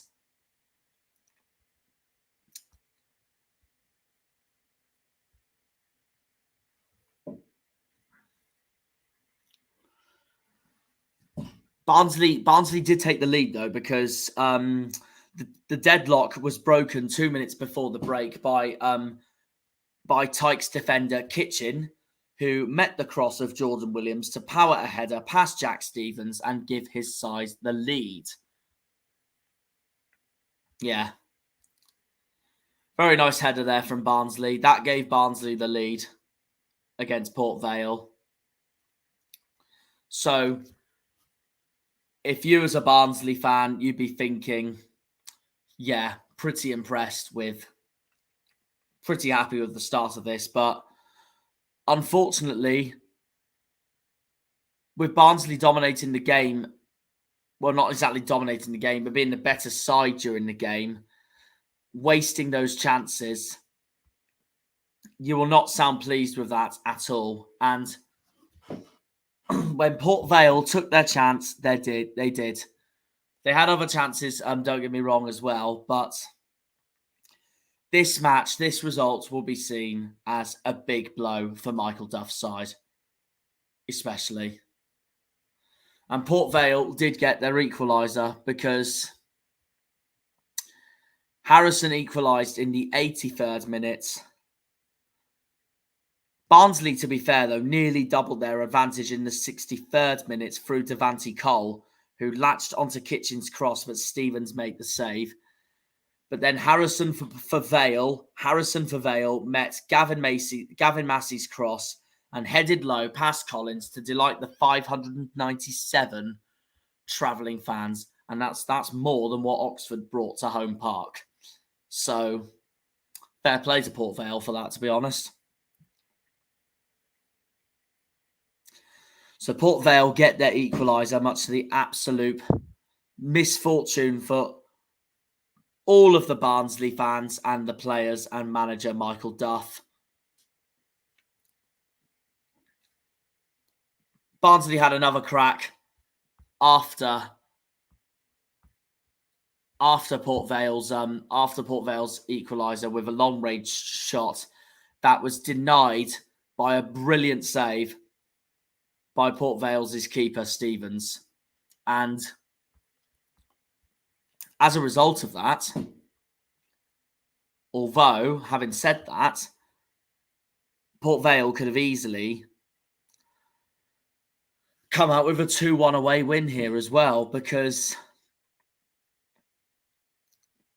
Vale pushed forward like Barnsley did, and then this time they had a long range shot far outside from the box. That was saved by Collins, a brilliant save by Collins. So therefore, the match in South Yorkshire ended 1-apiece between Barnsley and Port Vale. So Port Vale, given that they'd just been promoted, they'd definitely be the happier side regarding that match, for definite. Barnsley won't be happy with that one bit. And yet they definitely had the more chances in them, despite Port Vale giving it their best shot. Port Vale didn't have a bad performance, I didn't think, to be honest. But after that result, Port Vale are now 17th in the table with 2 wins, 3 draws and 3 defeats. So if you're a Port Vale fan, I think you'd be pretty chuffed with that, to be honest. As for Barnsley moved down to 11th with that draw against Port Vale with 3 wins, 2 draws, 3 defeats. Level on points with all 4, Exeter, Wickham, Fleetwood and Derby.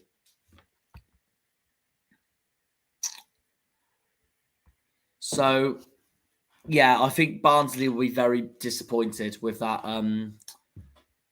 draw coming into the end. And they'll want to change that if they want to beat Cambridge this weekend. And that will not be easy for Barnsley at all away at Cambridge. That result could go either way as well at the Abbey Stadium.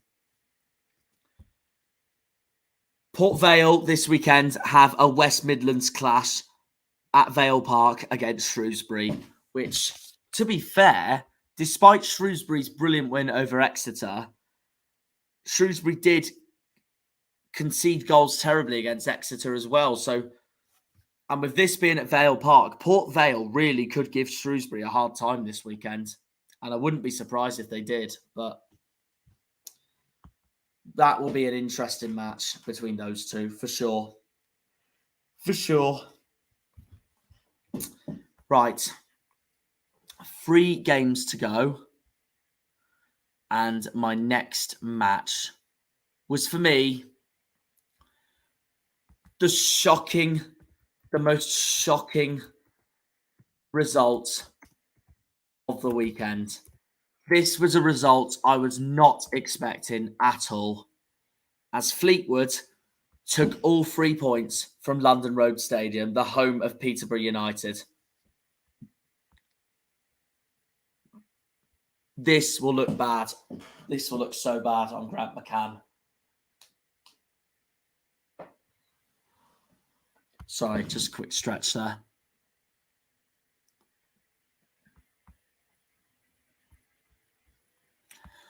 I don't think many people at all would have expected this to be an away win for Fleetwood.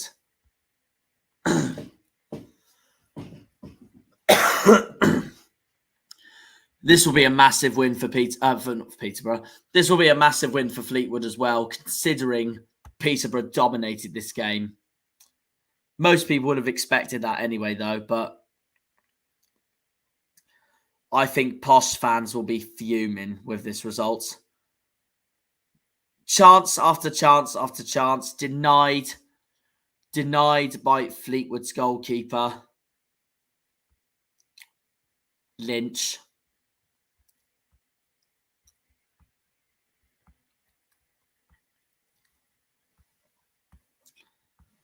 And then Fleetwood pressed forward. past the Peterborough defence. And then it was Fleetwood's number 9.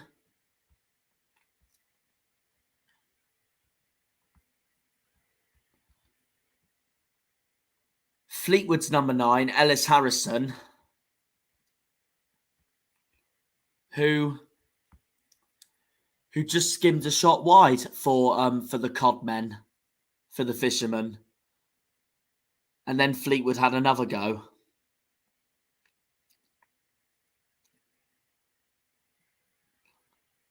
Oh, to be fair, Peterborough's keeper there.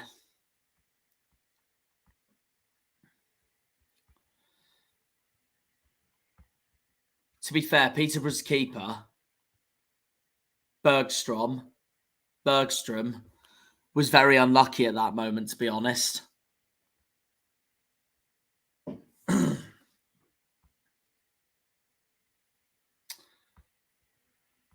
He made 2 saves, Bergstrom, originally, to keep Fleetwood out.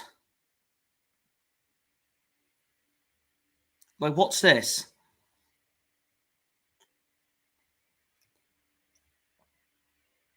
One save, 2 saves, both from Fleetwood's number 7 as well. Both from Fleetwood's number 7.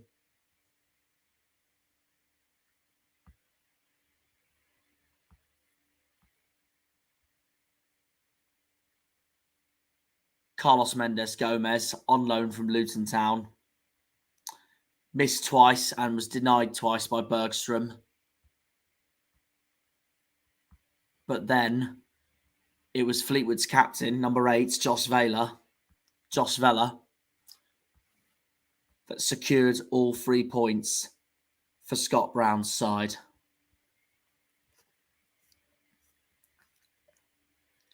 You can see what it means to Vela as well and the team. They know this is a huge win for Fleetwood, a team that just survived from League One last season, to then get 3 points at a football ground that had just been relegated from the Championship.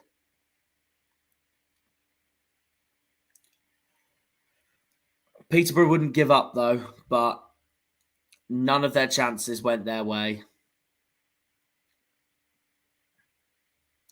And then Fleetwood lost the ball.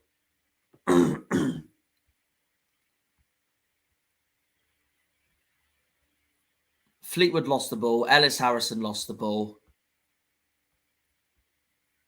As Grant McCann's side pressured on. But they had chances completely wasted that did not go their way at all. And it's reasons like this that costed Peterborough this match.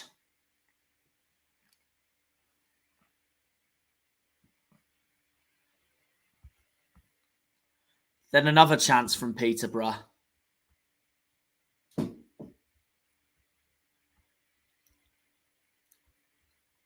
Another chance from Peterborough. I think that was Ben Thompson.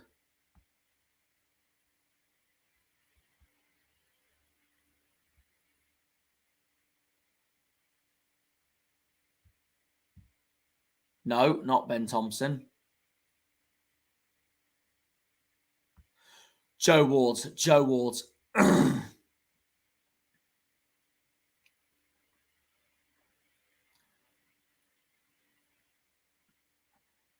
A chance from Joe Ward for the Posh.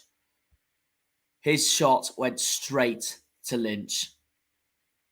And it's those missed chances for Peterborough that costed Grant McCann's side this game. And this, I think, is a big blow, this match, for Peterborough's chances of going back up this season.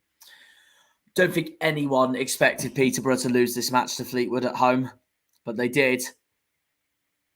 And they were still the better team. 55% to Fleetwood's 45% in possession. 21 shots to Fleetwood's 8. 5 shots on target to Fleetwood's 3. And I think if you are a Peterborough fan right now, you'd be absolutely seething with that performance, with chance after chance after chance. Fleetwood get their goal, and Peterborough walk away with a chance-stricken match with absolutely nothing, and they will feel so hurt. After that result, no one, I don't think, expected Fleetwood to win at London Road, and because of that, Peterborough have now lost as much times as they have won as much times. 4 wins, 0 draws, and 4 defeats, 12 points. And now, because of that defeat, Peterborough are out of the top 6 and they are out of the playoffs as it stands in 7th place. While Fleetwood climb into the top half with 2 wins, 5 draws, 1 defeat, 1 goal difference, 11 points. Fleetwood climb into the top half of the table in 12th spot, which looks excellent from their perspective. Peterborough's next match is against Bolton, which they'll definitely want to fight back for at the University of Bolton Stadium, while Fleetwood host at their stadium, Highbury, Charlton, and that could be an interesting one to watch. As at the Highbury Stadium, the Cods take on the Addicts.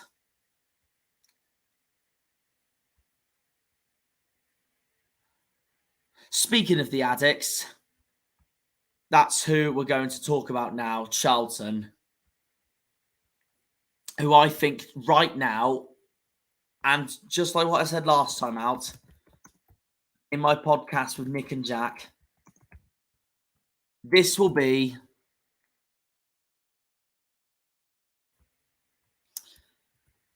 another match where Charlton realise that it's hit and miss. I don't think this is another match. Oh, sorry. This is another match I don't think anyone expected at all, because Charlton walked away from their home turf, the Vale, with just a point against newly promoted Forest Green.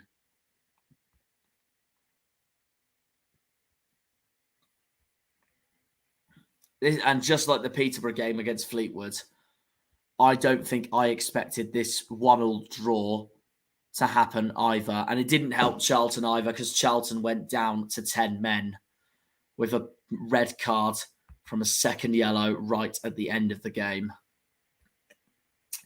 Charlton will also feel hard done by in this game as well, because they did dominate. 65% possession to Forest Green's 35, 18 attempts to Forest Green's 10, and 6 shots on target to Forest Green's 2.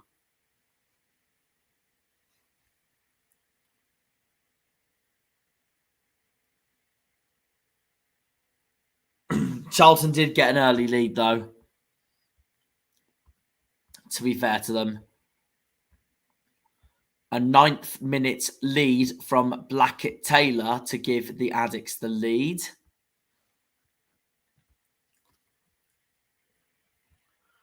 Much to the delight for him.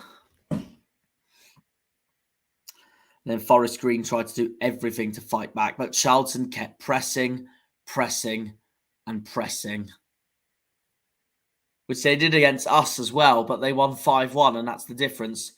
Forest Green's keeper saves Charlton's opportunity there. McGee.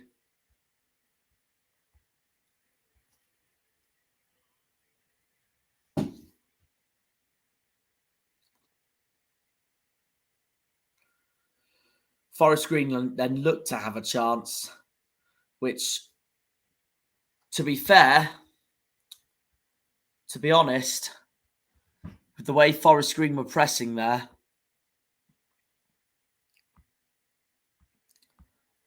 I thought Wallacott was a bit unlucky there, because Wallacott, the Charlton keeper, tried to punch the ball away, but that didn't happen. And it fell straight. The ball fell straight to Wickham. The ball fell straight to Connor Wickham, who equalised for the Green Devils, and Forest Green levelled up in southeast London at the Valley, much to the despair of the home Charlton fans. Forest Green then had a corner which nearly went in, but not quite.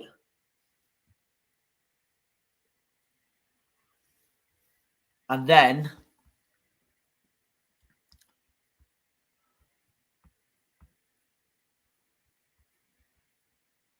Ian Birchnell's side had another chance, which couldn't quite go through. It was sloppy from the Forest Green attackers, also sloppy from the Charlton defence. Then Charlton had a chance which didn't go their way. It just went over. It just went over McGee. Then Ben Garner's side had a free kick.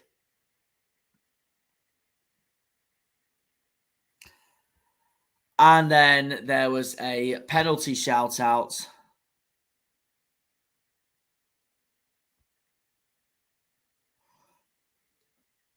Not a penalty shout-out, a booking shout-out, which led to a fight between the Charlton players and the Forest Green players.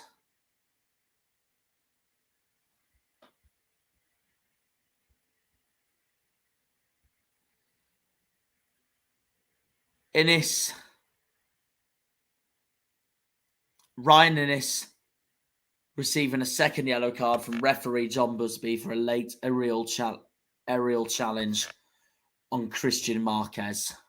It's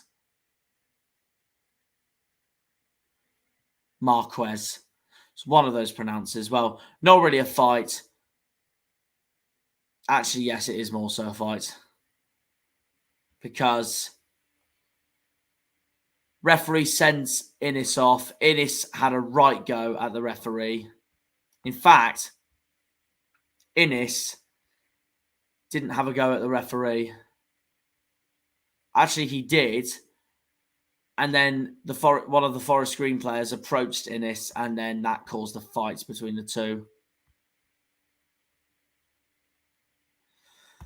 And yeah, as a result of that, Charlton ended the game with 10 men, a bit like Plymouth when we got battered 5-1 at the Valley itself. But yeah, Charlton ended up with 10 men. A really disappointing performance, though, from Charlton regardless, in a game that they dominated with a 1-1 draw. Ben Garner will have a lot of thinking to do if Charlton want to beat Fleetwood away this weekend.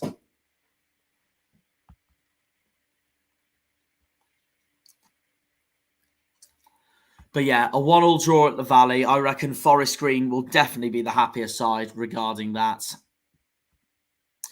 Even though Charlton dominated. Because Charlton had 65% possession to Forest Green's 35, 18 attempts to Forest Green's 10, and 6 shots on target to Forest Green's 2. But the red cards did not help Charlton's cause one bit. They draw 1-1 at home against Forest Green. The home fans will not be happy with that at all. And as a result of that, Charlton now slip into the second half of the table, down in 14th spot with 2 wins, 4 draws, 2 defeats, 10 points, a goal difference of +2. They are level with Oxford and Lincoln just behind them.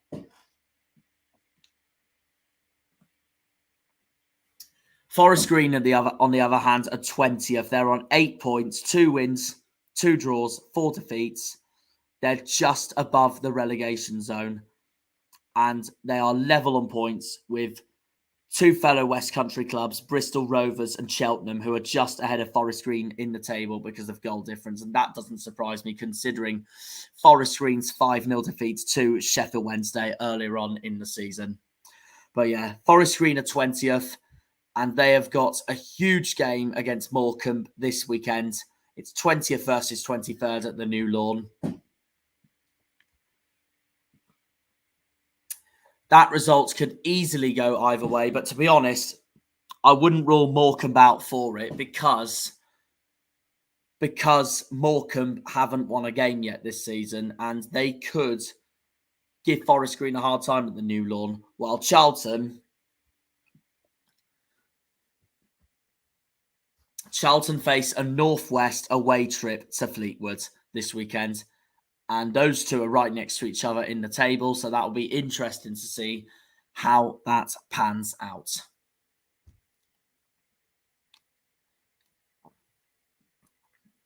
Which just leaves me with one more game during this live stream. Two clubs from the East Midlands that took place at Sincil Bank. Lincoln hosted Derby.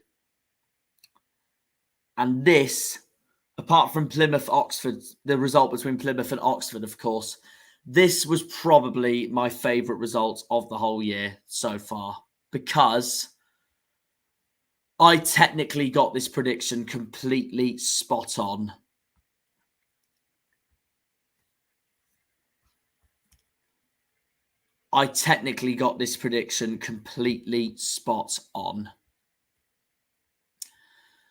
Which I was not expecting at all. I went for a surprise prediction for Lincoln to beat Derby last night 2-1 at Sincil Bank.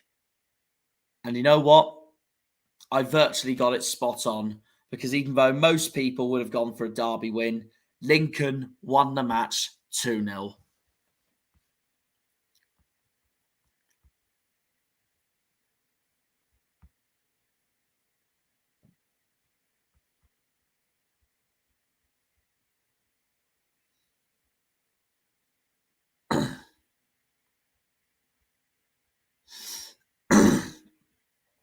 First, Hurahan took a corner for Derby, which was then headed away by one of the Lincoln players, with the Rams then bringing it back in.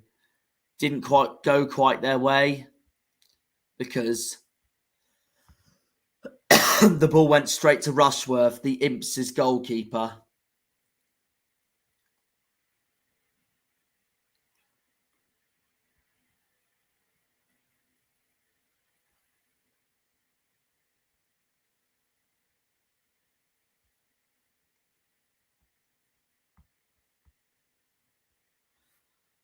Then Lincoln had another chance.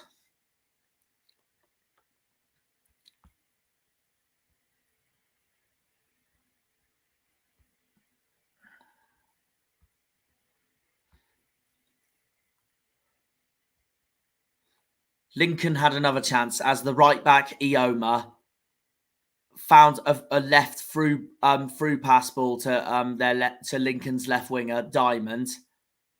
Diamond got brought down. Lincoln fans were asking for a penalty, and the Lincoln fans got their penalty. And Diamond delivered.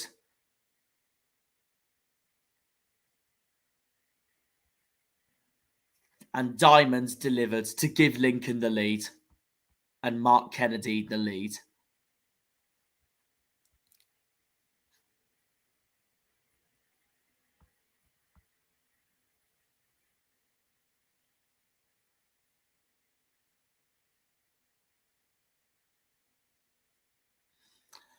Derby tried to respond immediately.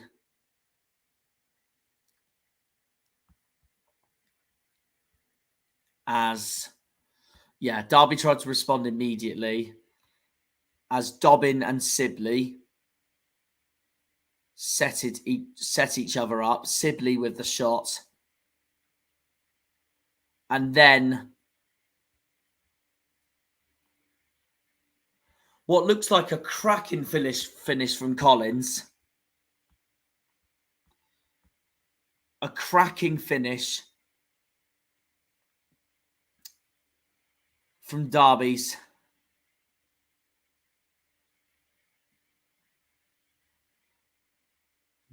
James Collins.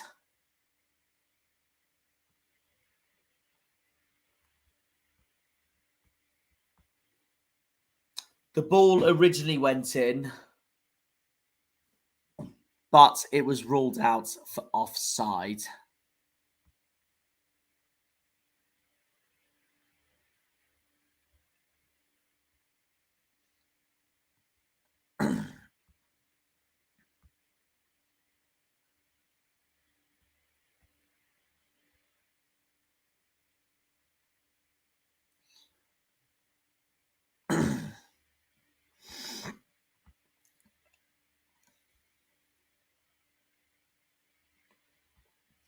To be fair, that is offside. It was a lovely finish though from Collins, but I guess it's decisions like these also that pretty much summed up Derby's night.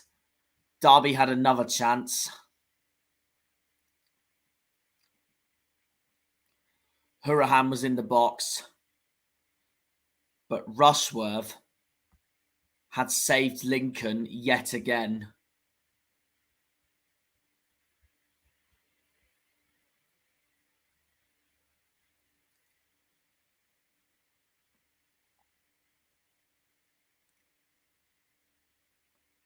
And then that was Mendez-Lang, who also tried to equalise for Derby, but it didn't work for the Rams.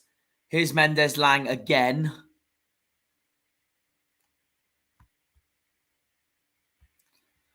To then set up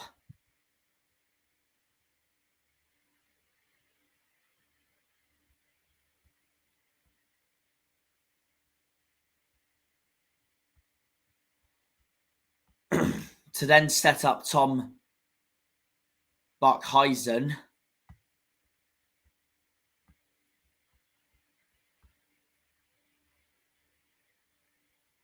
Didn't quite go Derby's way, but Derby scored again after that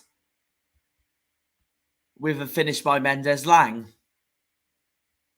Fun enough, which was then ruled out by offside.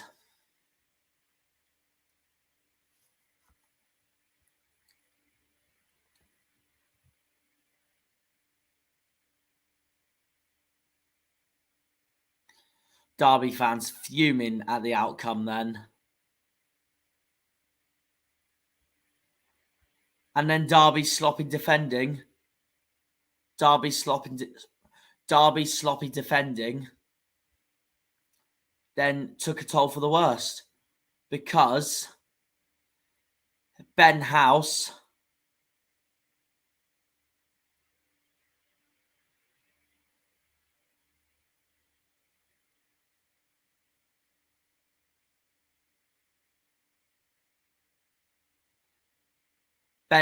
doubled Lincoln's lead after the break as the Rams' 5,000th match in the Football League had ended in defeat. And Lincoln took advantage of Derby's misfortunes, especially Derby's offside misfortunes, on what was a phenomenal win for Mark Kennedy and his imps.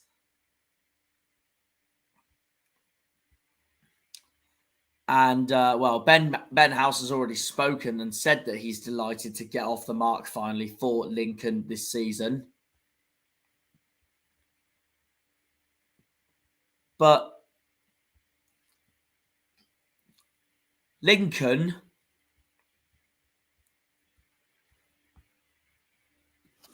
I thought Lincoln were kind of the better side anyway, but it was a 50-50 game because Derby had more possession, 67% to Lincoln's 33%, and only just more shots on target, 5 to Lincoln's 4. But Lincoln had 11 attempts to Derby's 10, but again, that's really close. To be honest, looking by the stats there, Derby should have really had a draw against Lincoln. But this was a match that did not go their way at all. And it didn't help Derby one bit with those 2 goals they scored. They could have been 2-1 up. They were ruled out for offside. And Lincoln rubbed salt into Derby's wounds by doubling their lead seconds later. Diamond's superb run ended with a blocked shot, but the rebound fell to House, who took his time before rolling the ball into the corner of the net. And there you go. It sums up a brilliant win for Lincoln City.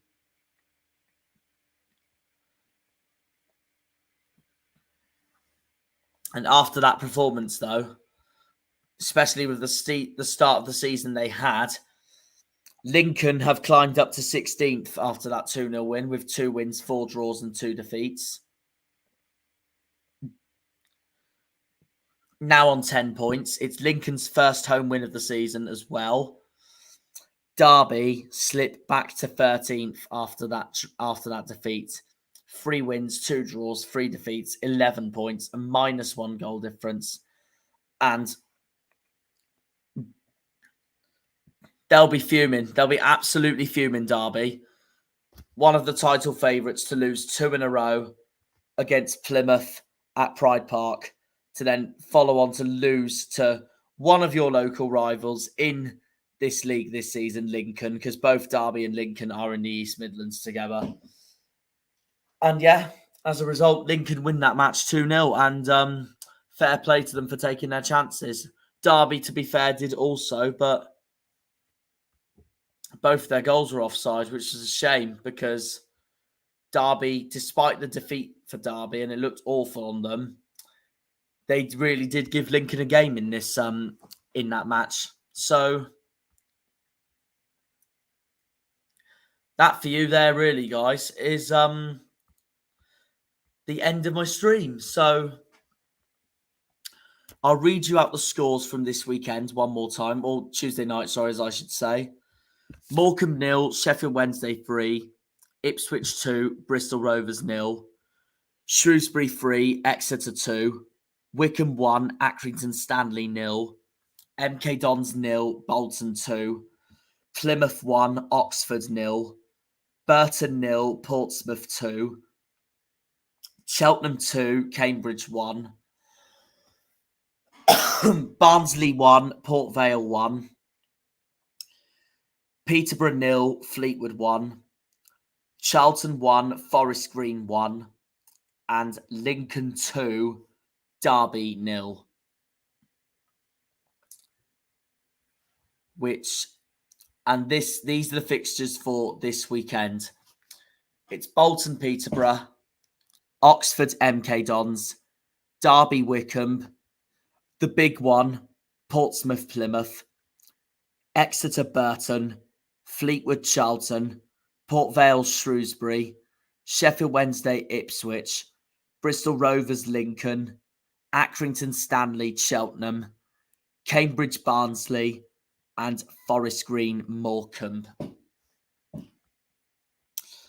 So that sums up the table. So now let's have a look at the table. So the 4 that are currently in the relegation zone.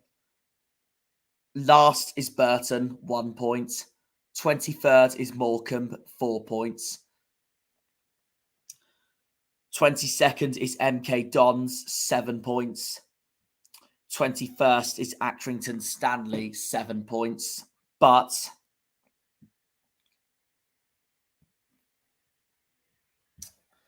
Accrington Stanley have scored more goals than MK Dons have, so that's why they go ahead.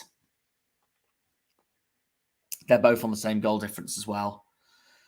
20th is Forest Green, 8 points. 19th is Cheltenham, 8 points. 18th is Bristol Rovers, 8 points. Forest Green are on -9 goal difference. Cheltenham and Bristol Rovers both on -3, but Bristol Rovers have scored 10 goals to Cheltenham's 8. 17th is Port Vale, 9 points. 16th is Lincoln, 10 points. 15th is Oxford, 10 points. 14th is Charlton, 10 points. Lincoln are on a -3 goal difference. Oxford -1, Charlton +2. 13th is Derby, 11 points. 12th is Fleetwood, 11 points. 11th is Barnsley, 11 points. 10th is Wickham, 11 points. And 9th is Exeter, 11 points. Derby's goal difference is -1. Fleetwood, Barnsley and Wickham all have a goal difference of +1, except that Wickham has scored 11 goals, Barnsley 10 and Fleetwood 8. While Exeter are in 9th on +4 goal difference with 11 points. 8th is Shrewsbury, 12 points. 7th is Peterborough, 12 points. Shrewsbury on an exact goal difference of 0, while Peterborough are on +5. And then we get into the playoffs. 6th is Cambridge, 13 points. 5th is Bolton, 14 points. 4th is Sheffield Wednesday, 16 points. 3rd is what I'm very happy with at the moment, Plymouth, 18 points. Which leaves you the top 2. And the top 2, as it stands, that will be automatically promoted to the Championship. In 2nd is Portsmouth with 20 points, with a goal difference of 11. And at the top of the table, with 20 points, with a goal difference of +12, it's Ipswich Town. It's Ipswich. It's Kieran McKenna. It's Ipswich, who are top of the league after 8 rounds this season. So, yeah, that pretty much, guys, sums up my 9th Game Week 9 review there.